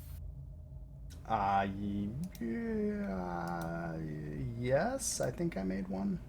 I remember if it was a handout, but it is in the history and tomb plot. Yeah, on I think Discord. I made it in one game. I don't know if I made it in another. Let me... All the digital stuff is all over the place. Let me, No, I need Omu. I need... Not Fane of the Night Serpent. I don't want Fane of the Night Serpent. Dwellers of the Forbidden City. Intro, no, that's the intro. Legend of the Nine Gods. Here we go. Has anyone tried to open the sarcophagus yet? No. That's weird. How about we not make the... Why is it a GM note? I'm going to make a handout that you guys should all be able to see in the handout section real quick. Sure. Create entry. Legend of the Nine Gods. Paste. Save entry.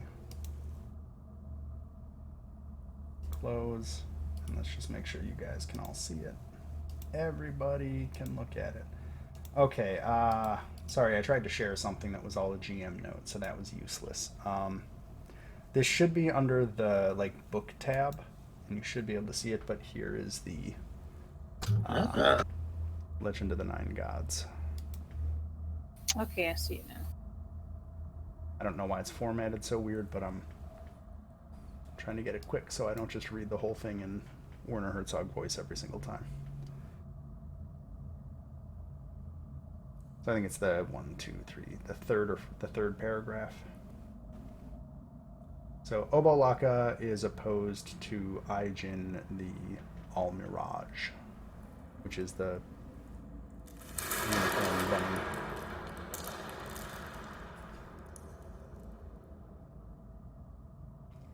So the drop bear and the jackalope. Got it. Yep.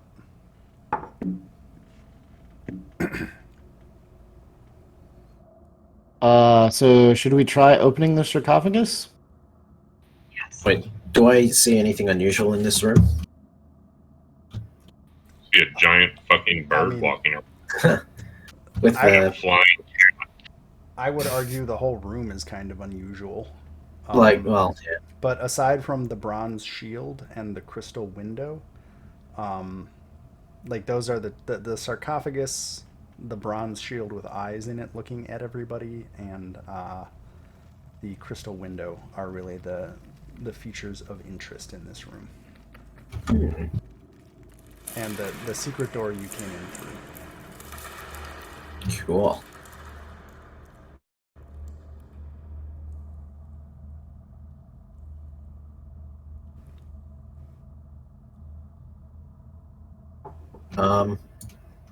I'm gonna push open the coffin lid. Let me stand back. If everyone's alright with it, I'm gonna. I'm do good straight with away. Yeah, go ahead. Cool. So you walk up to it and try to push it, and I know that you are incredibly good at pushing things. It has, you are just, it is somehow, it is either magically or physically sealed in a way that you cannot push it open. Like, you, given your strength at pushing things, it is bizarre that you cannot push the lid off of it. Yeah, fair enough. Interesting. Hmm. Well, that's secured in somehow. That's interesting. Unless these gongs or whatever have something to do with Were it. there other paths that I'm not seeing on the map because I wasn't here last week?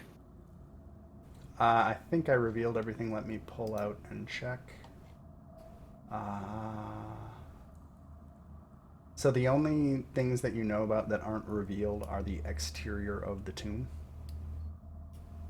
But let's see here. What is it? Kellic. There is a secret door down here behind that chair. Wait, a 21 saw it?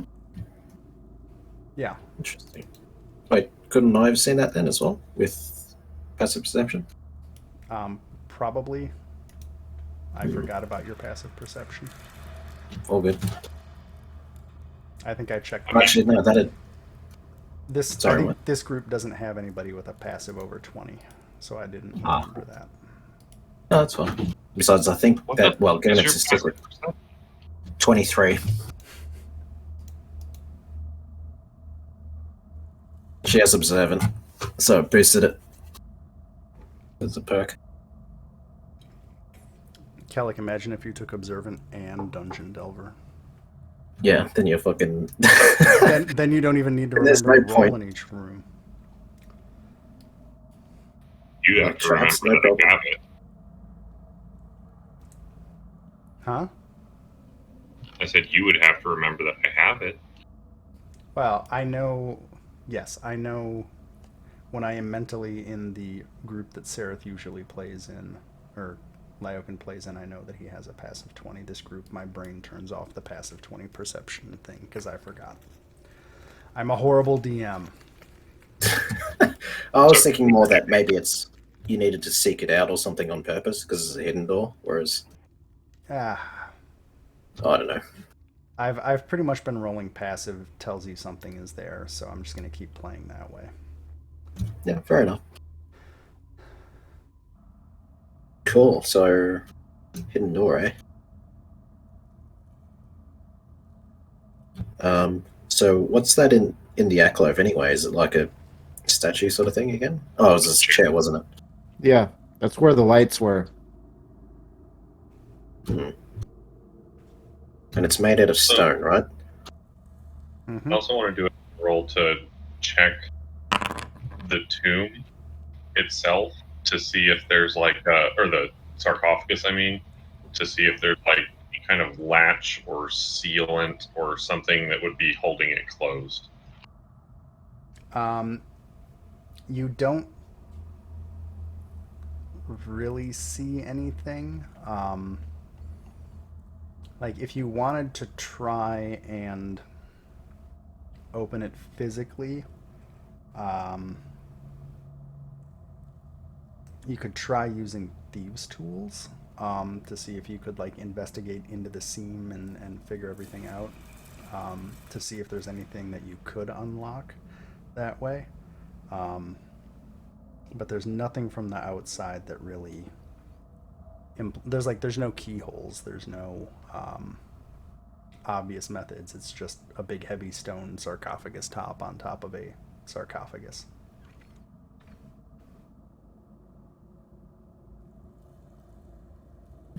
Xanthiel shall rip the stone chair out and move it aside. It's I think she can do it. She can move 960 pounds. so I maybe. ruled that the other chair was actually part of the floor. Ah, So I'm gonna say you can't tear it out. fair enough.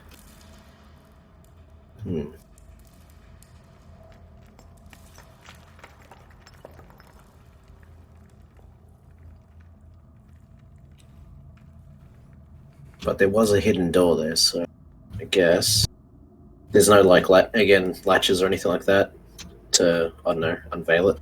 It's just like as you inspect it, there's a smooth seam there that looks like you can push, and it's probably a door. Yeah, but there is a chair in front of it. Thrown thing.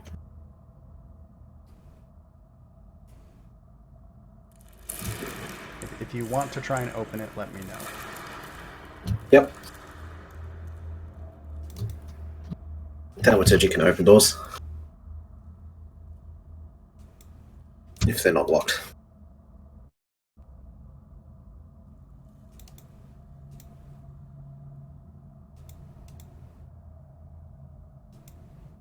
Sorry, I'm adjusting it so it's no longer secret. Yep. Cool.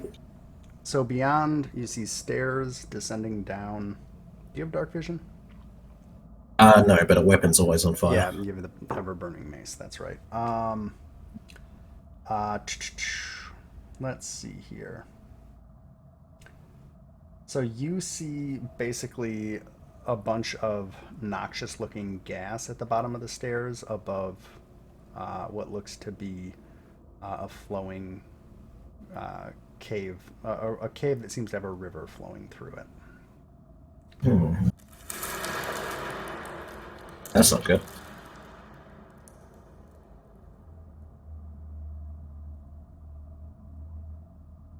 You see what again? It's a cave filled with gas, by the looks of it. So there's a river flowing past that stairwell at the bottom, and there is a pile of noxious-looking gas just kind of hovering over the surface of the water. Yeah. I could send one of my zombies down, but I wouldn't be able to tell what's actually down there. Is it still an 8-foot roof in there? Approximately. It's a How high off the water does the gas appear to be? it kind of fills like where the steps end and go into the more rough-hewn path cavern area there. It's probably about 2 feet from the ceiling to the water, and the gas just kind of fills the whole space. So like if you enter into the water there, you will also be in the gas if you keep your head above the water, depending on how deep the water is. Oh, so the gas is okay. So there's a river flowing through this underground little cave, and it has filled the air pocket above it with that gas.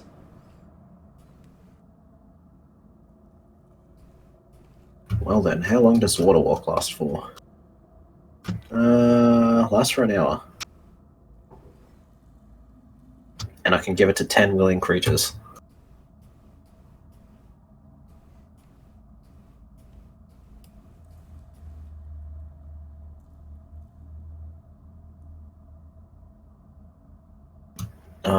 Who's up for walking in and Poison Lake?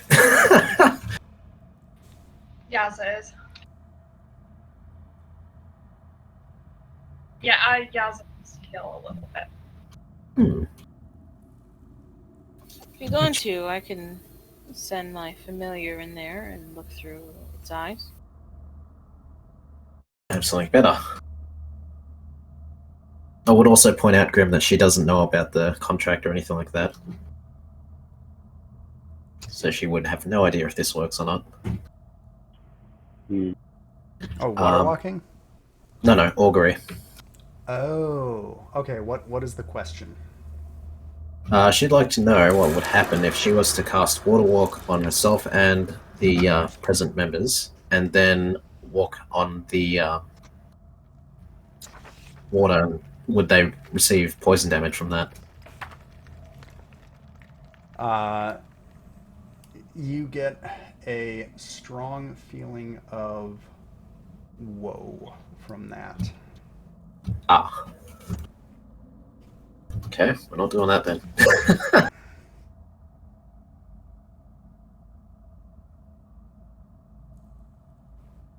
I will point out that augury is on the list of spells because Yeah, no, I know, Wanna make but Xanthiel wouldn't know that. everybody else knows that divination spells supposedly are on the list from the handy terms and conditions. Divination spells are spells that may not work as expected. Yeah.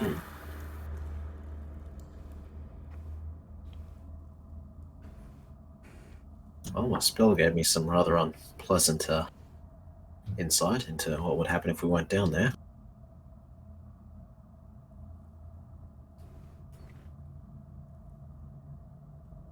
I don't want to be too metagamey, but the tomb kind of metagames, so there you go.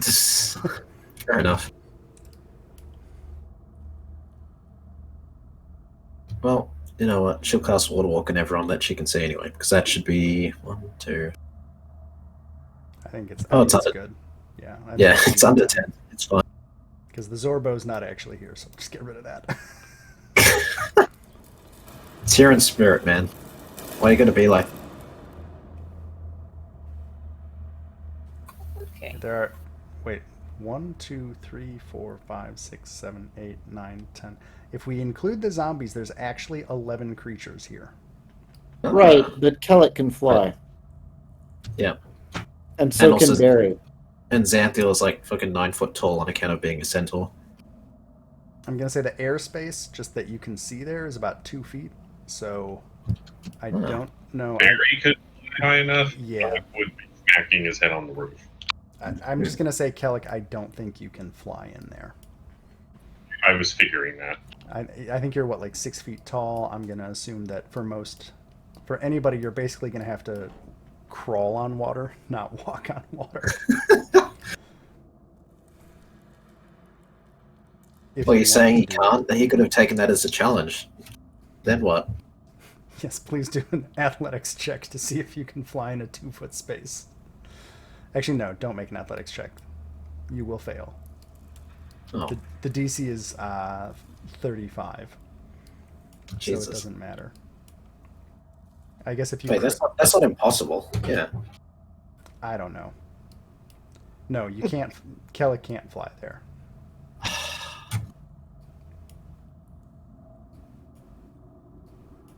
So are you Cool. squeezing into the gas? Yeah. So Like you walking have over to, it, I should say.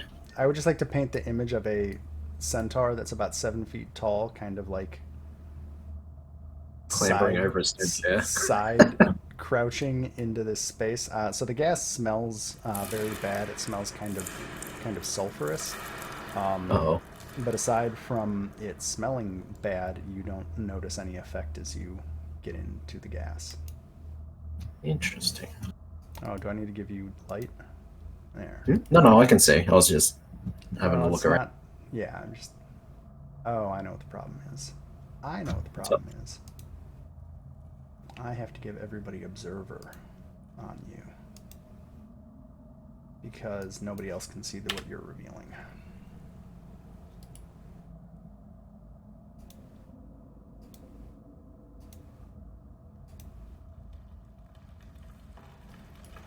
I don't know, try moving yourself again. There we Oh, go. hey. There we go.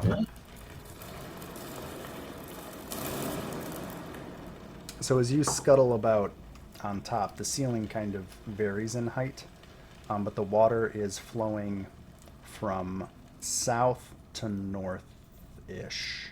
Does that make sense? Yeah, so it's coming up and then Yes, out that it's way. coming from the south and heading to the north, and you have found the edge of the gas cloud. And I think I see a chest or something, or a door, maybe. Before you guys just stop, is anybody who has dark vision, who has magical light, who has torches? I have torches. Okay, so stop. As you get there, it Oh god.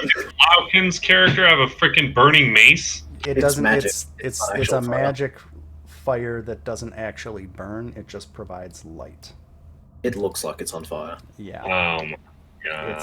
it's a cosmetic and So visual. Teddy blows this up. Cool. But Teddy, your torch ignites the gas. Whoa, I never said I had it on. You just asked if we had torches. I never said I put it. I never lit it. So you've been walking around in the dark this whole time? Aimlessly walking and guessing. With near 100% accuracy. Um, I guess I have a torch on, and I Grim's guess I'm just gonna like, light yeah, this so on you fire. explode. Well, it's a good thing you have multiple clerics now. Assuming you don't die.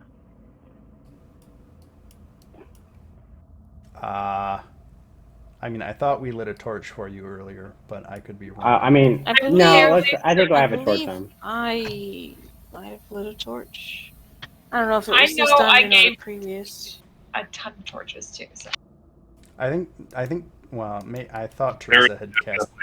Torch is all. Trying to remember 2 weeks ago, I thought Teresa had cast dark vision, but I could be wrong. Teresa let me cast dark see. vision, but still had a fucking torch. Like, that was a thing. Yeah, I have a torch. Let's say I have a torch. Okay. So How let's. smart is Teddy? Huh? Said how smart is Teddy? Right now, Not the smartest. Intelligence, he is average. So let's see here. I'm trying to read this. Within He didn't think about it. He just within walked. 15 feet. So that's Teddy. Why am I see two different Teresas. Why do I see two different? Those are the mouse cursors. Okay, so Climb Not yourself just warm up. hanging back until like people kind of go in a little bit because she still has that shield. Lyokin, Teddy, Yo. Sebastian, and Kellic, I need you to make dexterity saving throws. Oh as shit. The fire ignites and just kind of Wondering woofs what's out. Teddy and Kellic get a +4 bonus to their save from my aura. Okay. Turns out I didn't need it. So Kellic saves. Sebastian, it's a DC 15. Sebastian, you fail. Okay. Teddy, give me a dexterity saving throw. Rip. Showing us how it's done there, huh, Lauken? Hmm. I'm resistant to Ooh. fire, so Cool. Did we say rolled damage or average damage? Average. Average. Okay. So let's see here.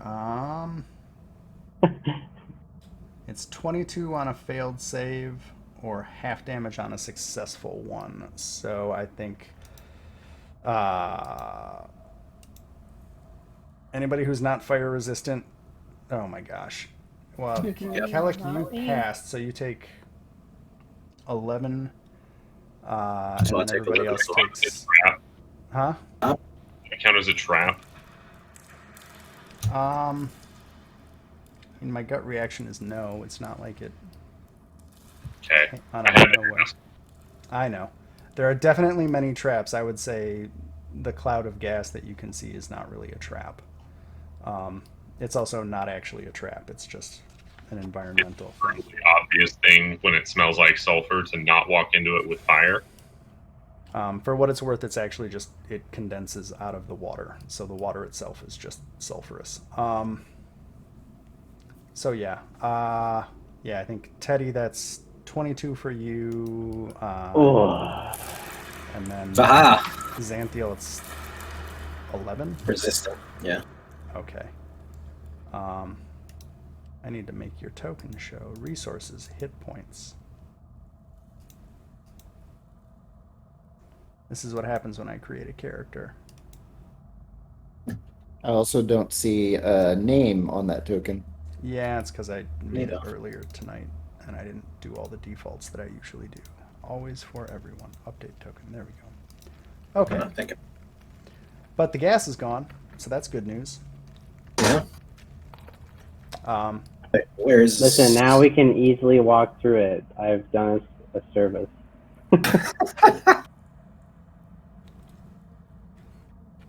Fair enough. thank God the zombies were held back. Right? Okay, kind of going in order. Sebastian, as you traverse up to the north on top of the water, kind of crawling and shimmying, Yep. it kind of meets that hallway, you assume. I'm assuming you have some spatial sense. Right. It kind of flattens, so you would have to dive. There's like an inch or two of clearance here between a smooth stone wall is in front of you. It's a couple inches above the water. You see some faint light underneath filtering in from the cracks above. You can surmise that that's the grate with the gurgling stream that you saw earlier. Okay. Xanthiel, and I guess Kellic, you see in this room there's water pouring in from cracks and seams in the rough walls of the cavern. The water here looks like it's a muddy pool that kind of flushes out to the north. Just above the surface of the water, there is a chest floating. The water here, you can tell, is about 5 feet deep. And the chest itself is 6 feet long, 3 feet wide, and 3 feet high. Sorry, it's a 5 foot deep pool. The chest has a keyhole shaped like a cackling demon skull in the front of the lid. And encircling the keyhole, there's a tiny inscription in common that reads, "I devour all but the greatest thieves." Let's see. Kellic, you rolled a perception check on it? Yeah, I want to see if there's any traps, but it sounds like the whole fucking thing is a trap.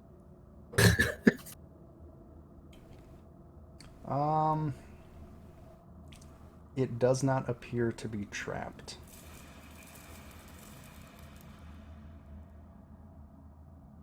Interesting. Only a trap. Yep, it's trapped. Sorry, it literally says here it does not appear to be trapped. But the chest itself is a trap. I am convinced. Yep. I can neither It devours confirm all nor but the deny. what? What? It devours all but the. Greatest thieves. We don't have any rogues, so moving on. I mean, to be fair, you didn't start with one either, but.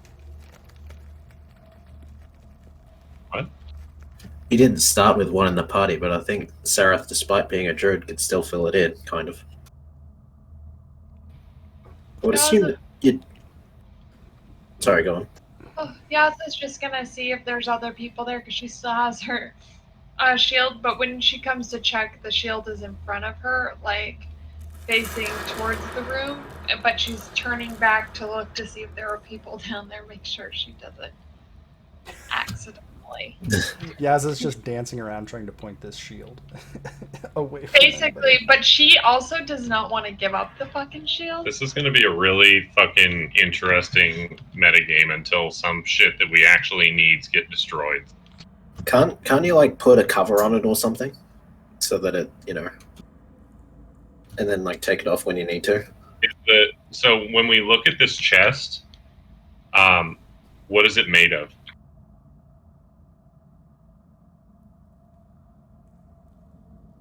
I'm just checking if there are any particular descriptions of it.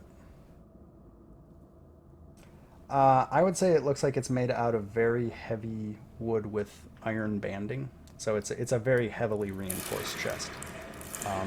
It's primarily made out of wood, but it is reinforced with metal straps. Okay, well, Alex is going to walk back here and tell Yaza that she should come down and try and hit this chest with her fancy shield. And see if Oh, right. Yeah, that'll disintegrate the metal bands. Interesting. Yeah, so then I'm gonna tell everybody I would move if I was you then. Xantil will pick up Teresa and I would, yeah. And I'll kind of make sure everybody understands we need to get behind her.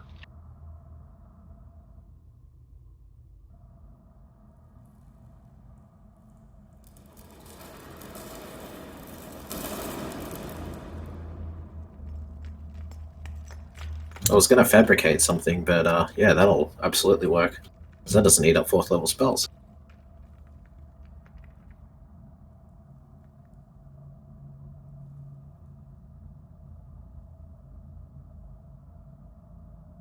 Okay, and then Kellic will just be following her down.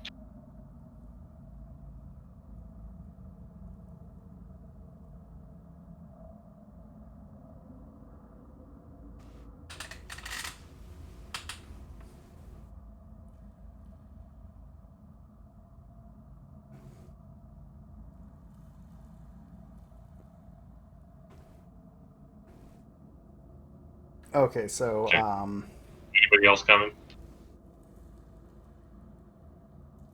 I'll come down. God, you're getting blood everywhere. So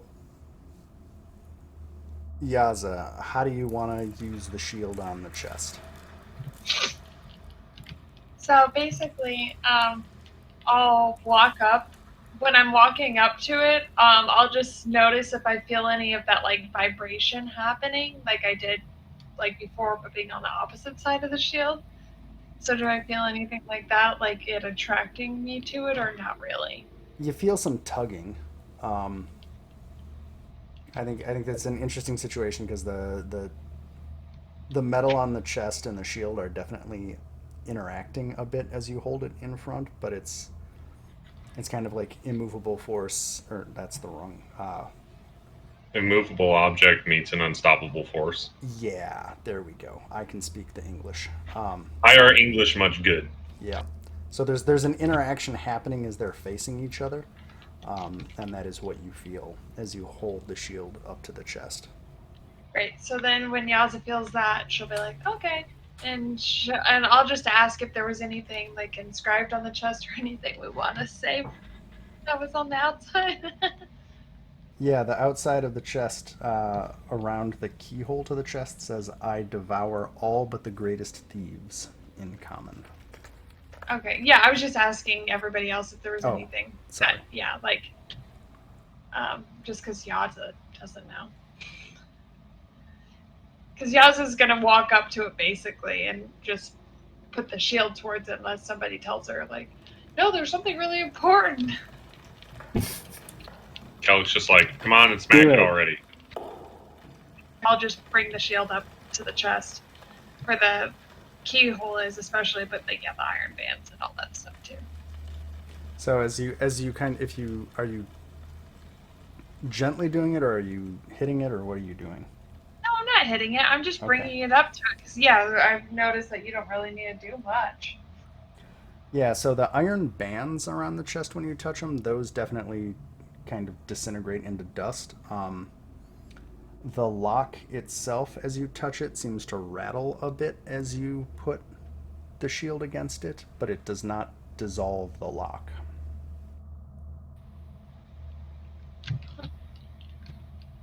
That's interesting. Yeah, so I'll just tell everybody that the bands are gone, but the lock isn't.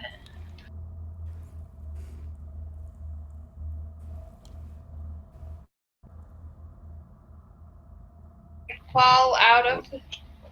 What? So does anything fall out of the chest at all when the bands disintegrate and are gone? So they're reinforcement bands. So the chest is still shut. So like basically Right. the chest is weakened, but it's not open. Okay. No, I was just wondering if like anything now all of a sudden like things opened, you know, in the cracks of the chest or anything like that. Like I mean, the wood is still solid. I was just making sure. Yeah. Cool. Xanthiel grabs the chest. Or picks it up. Okay. Sure. Sweet. Excuse me. You can't really shove it through here without putting it under the water. Well, I mean, I think I could still kind of carry it like that, though. For a little bit. Like, Well, I'm just saying, like, it'll past force it. you to kind of, like, I guess. Yeah, dip it underwater, Yeah. because the water walk isn't on it, it's on us. Yeah. So Okay. Sure. just carrying it out here. And I'm going to throw it as hard as I can at the sarcophagus. Everybody else hears a tremendous clatter as a very heavy wooden chest hits a chunk of stone and then thuds to the floor. Damn it.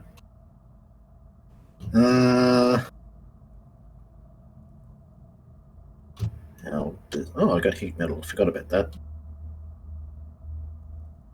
That won't work on magic items, does it? Damn it.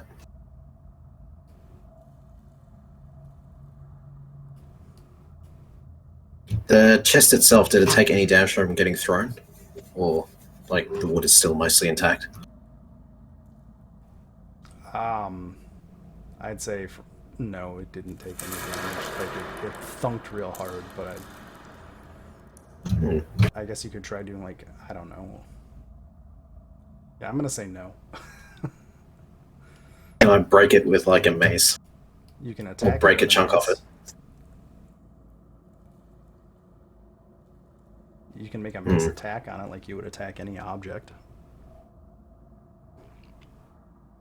Yeah, probably could. But before I do that... I just know something bad's gonna happen. So I give myself death ward, Okay. and then I attack the chest. Make an attack.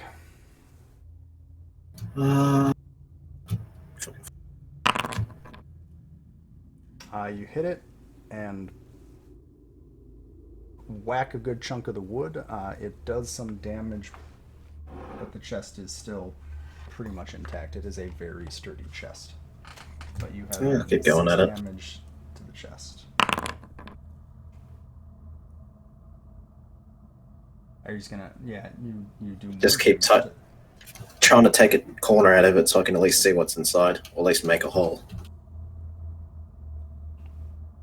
Grim, how many times should he just roll? Because he's just Yeah. gonna... Are you I'm just gonna like, keep smashing it. You're gonna just okay. You smash the chest open eventually. Yeah, okay. And inside of it, the interior of the chest, you notice now, as you have smashed it apart, is lined with lead. Inside the chest, there is 300 gold. Ooh. There is a +1 longsword.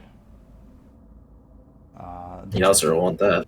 There is a gold tankard embossed, an empty gold tankard that is embossed with a sad face. And there is a stopped bone tube. Sorry, so 300 gold, tankard with sad face, +1 sword. And a stoppered bone bone tube. Okay. Interesting. I guess she'll just scoop all that stuff up.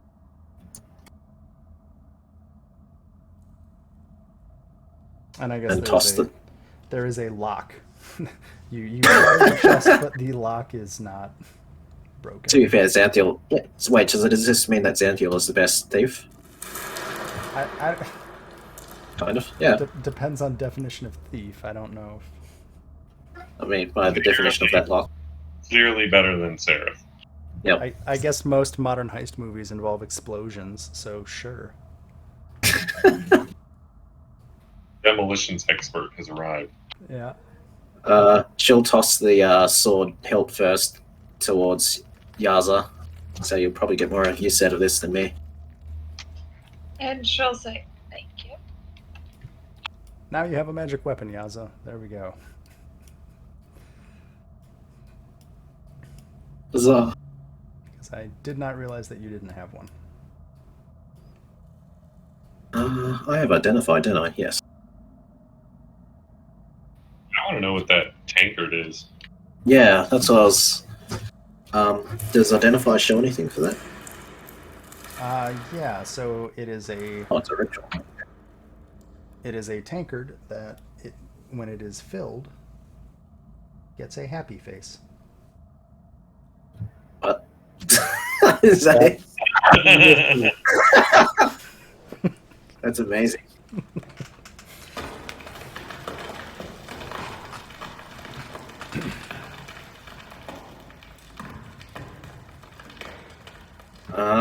Okay, and I'll cast identify again, and this time on the bone tube thing. There's definitely magic coming from inside it. I have to look up that thing. Oh, where did it go?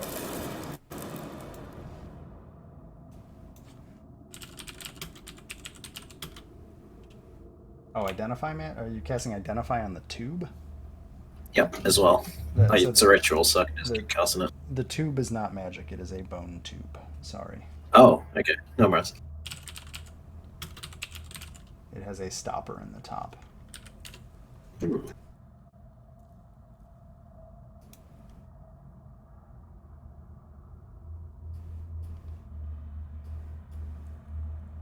Alright, well, Kellick's going to walk down in here and just ask anyone if they have the ability to figure out if there is a way to magically open the sarcophagus, because it doesn't appear there's any physical locks. There is the spell knock, isn't it? Well, Do you have knock? I probably don't, but maybe threes might. what was it spell again? Knock. Knock. I think it is. No, I don't. I don't think my other spell book has it either. I was thinking of doing it the hard way and doing shatter on the sarcophagus.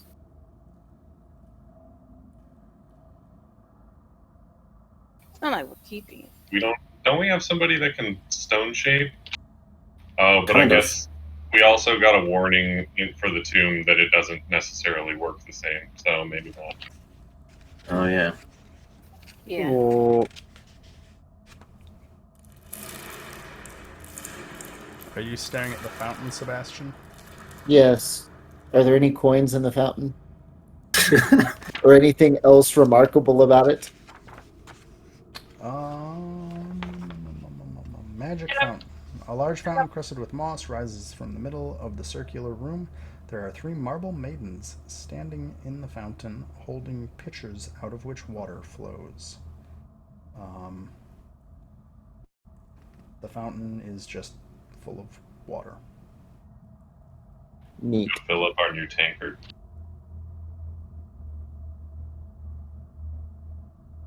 Very important that we do that.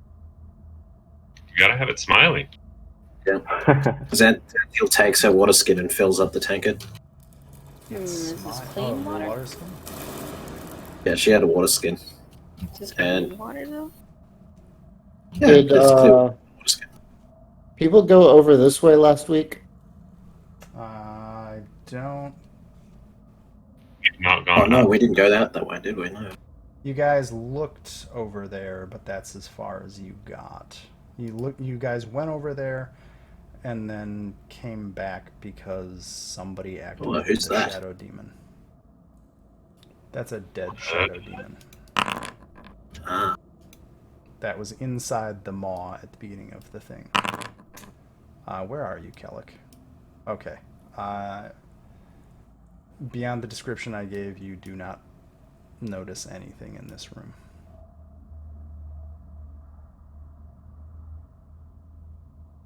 Are you still wearing that papier-mâché mask, Sebastian? Yes. Okay.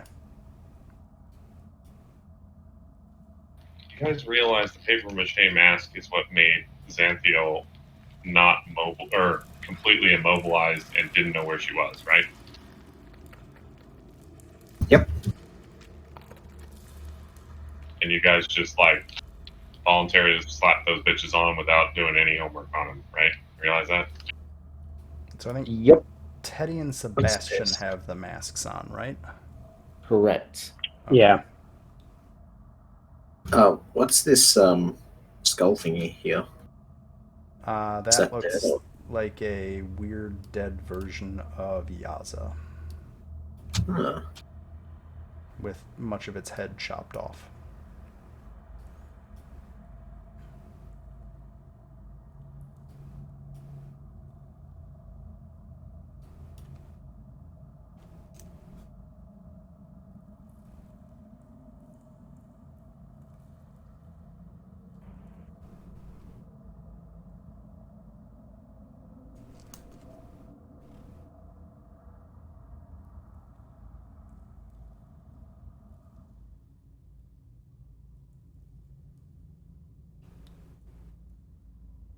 Damn, am I lagging?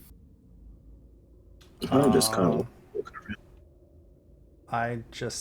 Everybody, let's see. Teddy, Sebastian, and Thought I Xanthiel was are lagging. wandering around. I'm just kind of waiting. I'm just waiting to see what you guys do next. Don't know what to do. So, if you, like I said, if you want to, I can cast Shatter on the sarcophagus. I would recommend that you stand back, though. Yeah, fair enough. Definitely going to be not in the room if that's about to happen. Yeah. Zeti will just grab Orvex and Crashes through the window. Is that what you're saying? yeah, pretty much.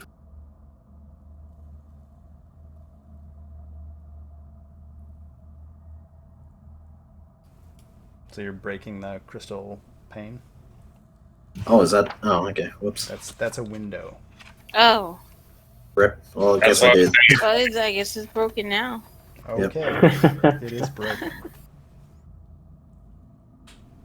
That's why we can't have nice things. Take that, glass things. Actually, It was Alex gonna go. that you destroyed the chest you had to break the window to.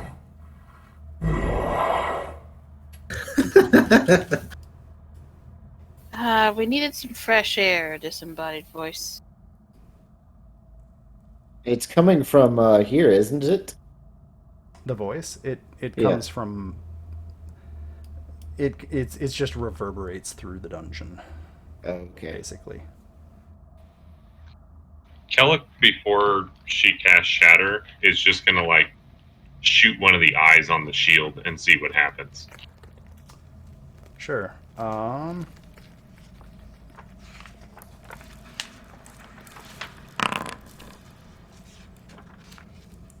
Let's see here. Where is it? Okay. Yeah. So your arrow flies into the bronze surface, scratches one of the eyes, and kind of just puts a big gouge in the bronze surface. And it goes gong. And that is what happens.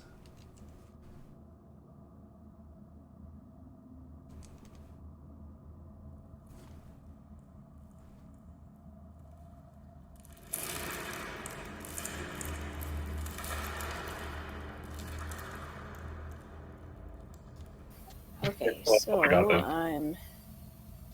Is Oravex out of the room? Yeah, I think I picked him up. Sure. Orvex is out. Sorry, because it's like 11:40 right now. I'm starting to fall asleep. So Teresa is going to cast Shatter on the sarcophagus. Not like we need it anyway. Oh, where are you, Shatter?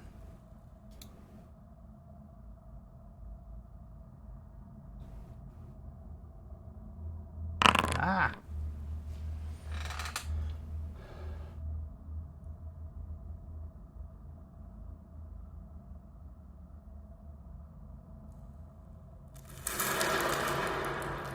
So I am going to point out that Shatter hits creatures. A non-magical object that isn't being worn or carried also takes the damage if it's in the spell's area. Aha. Nothing happens to the sarcophagus. Dang it. Interesting. Yeah, I the like the non. effect of the spell, at least. I mean, the way that I put it, it makes it look like the freaking Oh, image sorry. is moving. No, it's fine. It's I deleted it because Sorry. It's Yeah, fine. so lightning courses up in or thunder and lightning course through this whole room. A bunch of the plants get fucked up and the corpses of the whites get tossed around a bit. The sarcophagus itself is not affected. Well, that was a bust. Should we just lift the lid? Tried We that. tried it. Yeah, yeah, when Xanthiel tried to push it. She has an effective 32 strength when she's doing it. Did you try a crowbar? Does that make her strength 64 effective? Oh no. Who knows? You think it just gives advantage on the strength check? Is there Yeah, but this actually one was a- like absolutely no movement at all. So Strength of 64, I'm pretty sure you could just rip things out of the fucking floor they were carved in from. I mean, yeah, technically speaking, Xanthiel's stronger than a large dragon when it comes to pushing or pulling things. Like, Because equine build is fucking hilarious. But it does mean I can't climb anything. yeah, I guess we shouldn't go up and down a bunch of fucking stairs. Like, fucking What are you thing. talking about? Horses love going up and down stairs. Oh yeah, it's their favorite thing, I can tell. So these plate things that Kellic was shooting at, are they just like what, held up? There's on a pedestal thing, or- there's two stone bear statues holding a bronze disc covered in eyes that are staring. Anytime somebody enters the room, the eyes start watching it. Interesting. Them. They. The whatever the correct set of pronouns is for plural individuals. I think they. Yeah, I think that is right. How big is this disc? It is. I'm gonna say about 7 feet wide. Is there anything on the disc, like any sort of image, or no? Just Eyes. dozens of eyes that watch. anyone- A Just cloak the eyes. that we could put over it.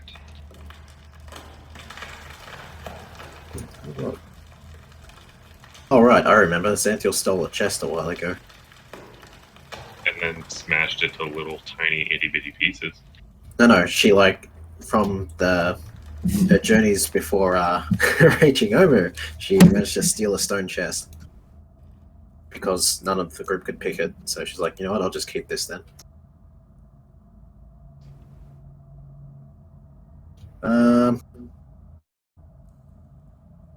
300 pound, 12 cubic feet. Shit, that's huge. Okay.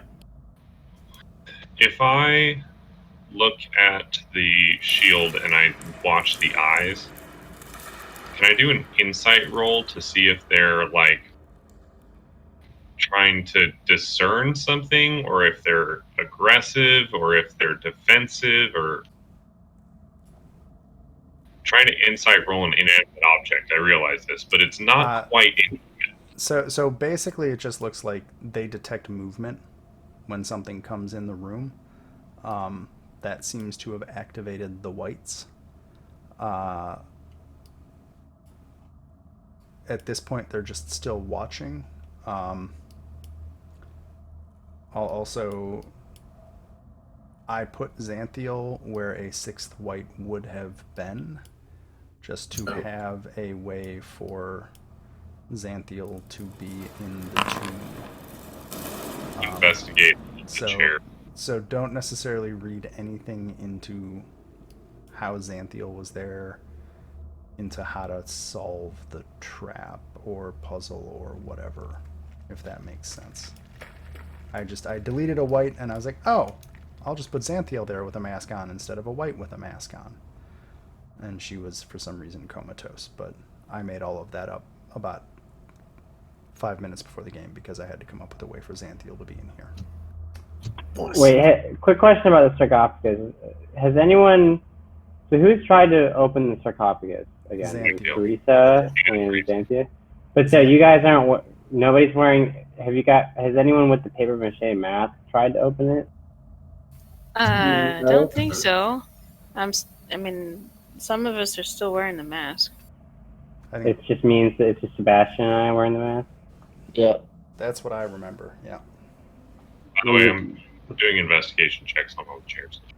Maybe if somebody's wearing the mask, if we like hit it or I don't know, maybe we have to wear the mask and then do whatever spell or something.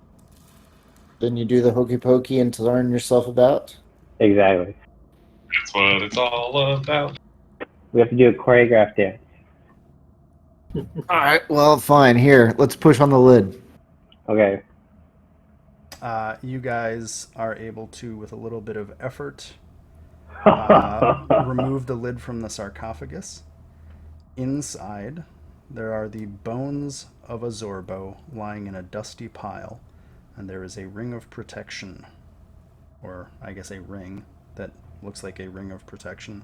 It's a ring of protection. Whatever. It's just a ring of protection. I'm sorry. It's a ring of protection. It's late for me too. It's a ring of protection lying in the sarcophagus, on top of the bones of a Zorbo. That is what is in the There you go. sarcophagus. Ooh. Oh, look at that. Teresa should take that. Yeah, I'll take it. You pick it up. Yeah. So as you touch the ring, dust swirls into the shape of a small, feral, bear-like creature that billows towards you with a dusty roar. And then...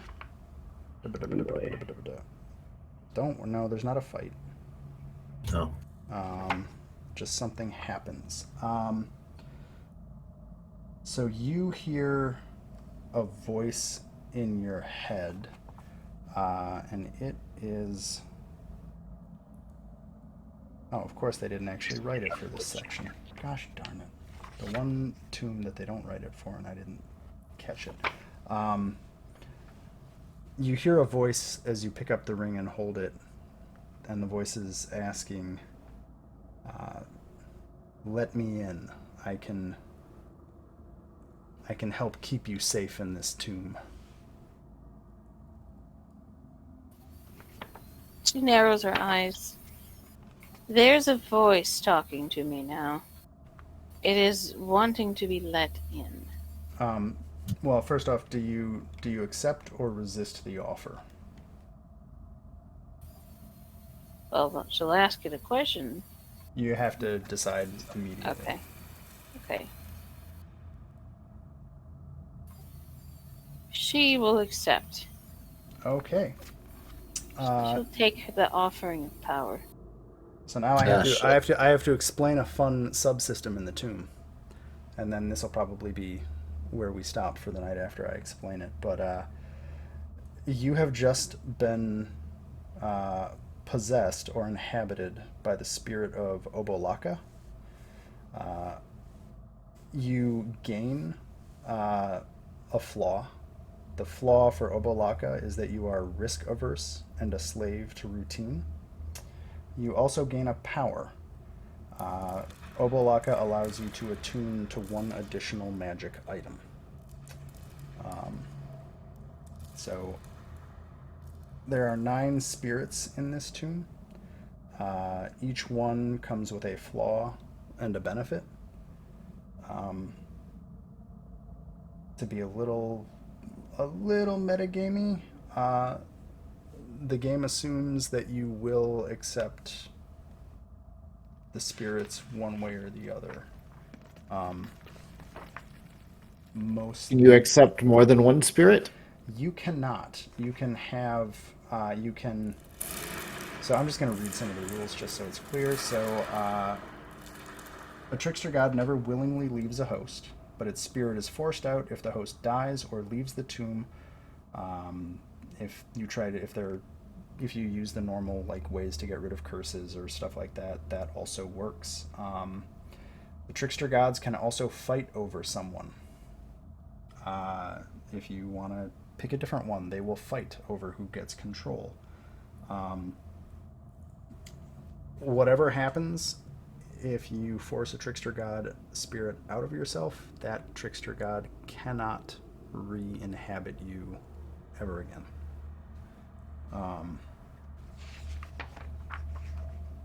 Yeah. So you have a voice in your head now, Teresa, and it is the voice of Obo'laka, a somewhat nervous bear thing. The bear / Wolverine thing. Yeah. And so Well, the flaw that you're supposed to have from it is to be risk averse and prefer routine over trying different things. It's mostly meant to be a role-playing thing. Yeah. it kind of fits her anyway because she's not willing to stick her neck out. Joke's Yeah. on you, Obo'laka. So there you go. So you have a ring of protection, and you can attune an extra magic item. And Obo'laka is now in your head. And I think that's probably a good place to stop before starting something else. There's probably not any way to know what their flaws and powers are before they possess someone. I would argue if you the Legend of the Nine Gods gives hints to what it is, and each of the 9 gods kind of aligns to one of the classic alignment brackets. Some of the gods also oppose each other. Yeah. Well, all of them but one oppose each other. Sorry. Each of the gods are in a pair, right? Like from the legend. Right. Each god is opposed to another god, and then there's one god that's completely neutral to all of it. And if it wasn't obvious from before, they actually oppose the god that is the opposite alignment of them. Good luck trying to map their alignments based on their characteristics in the legend, because I don't think it's necessarily... It's a really cool idea. I don't know if the writing of the legend actually maps out the alignments the way... I accidentally made my own alignment of them. I was way off, so there you go. Or I was marginally off. But yeah, Obo'laka is lawful neutral. Yeah, I had a feeling. Risk averse and routine. So, And Teresa is neutral evil, so that'll be interesting. and as you feel Obo'laka kind of settling in, you hear her voice say, "We should be very careful in here. I mean, you probably know that, but a Sirak, everything in this place is trapped. And yeah, I think that's a pretty good place to leave it for this session before we start another room. So, thanks everyone. All right. Hey. Thanks, Ray. Thanks for running. Yeah. So we got through just shy of half a floor. I'm so excited that Lau comes back.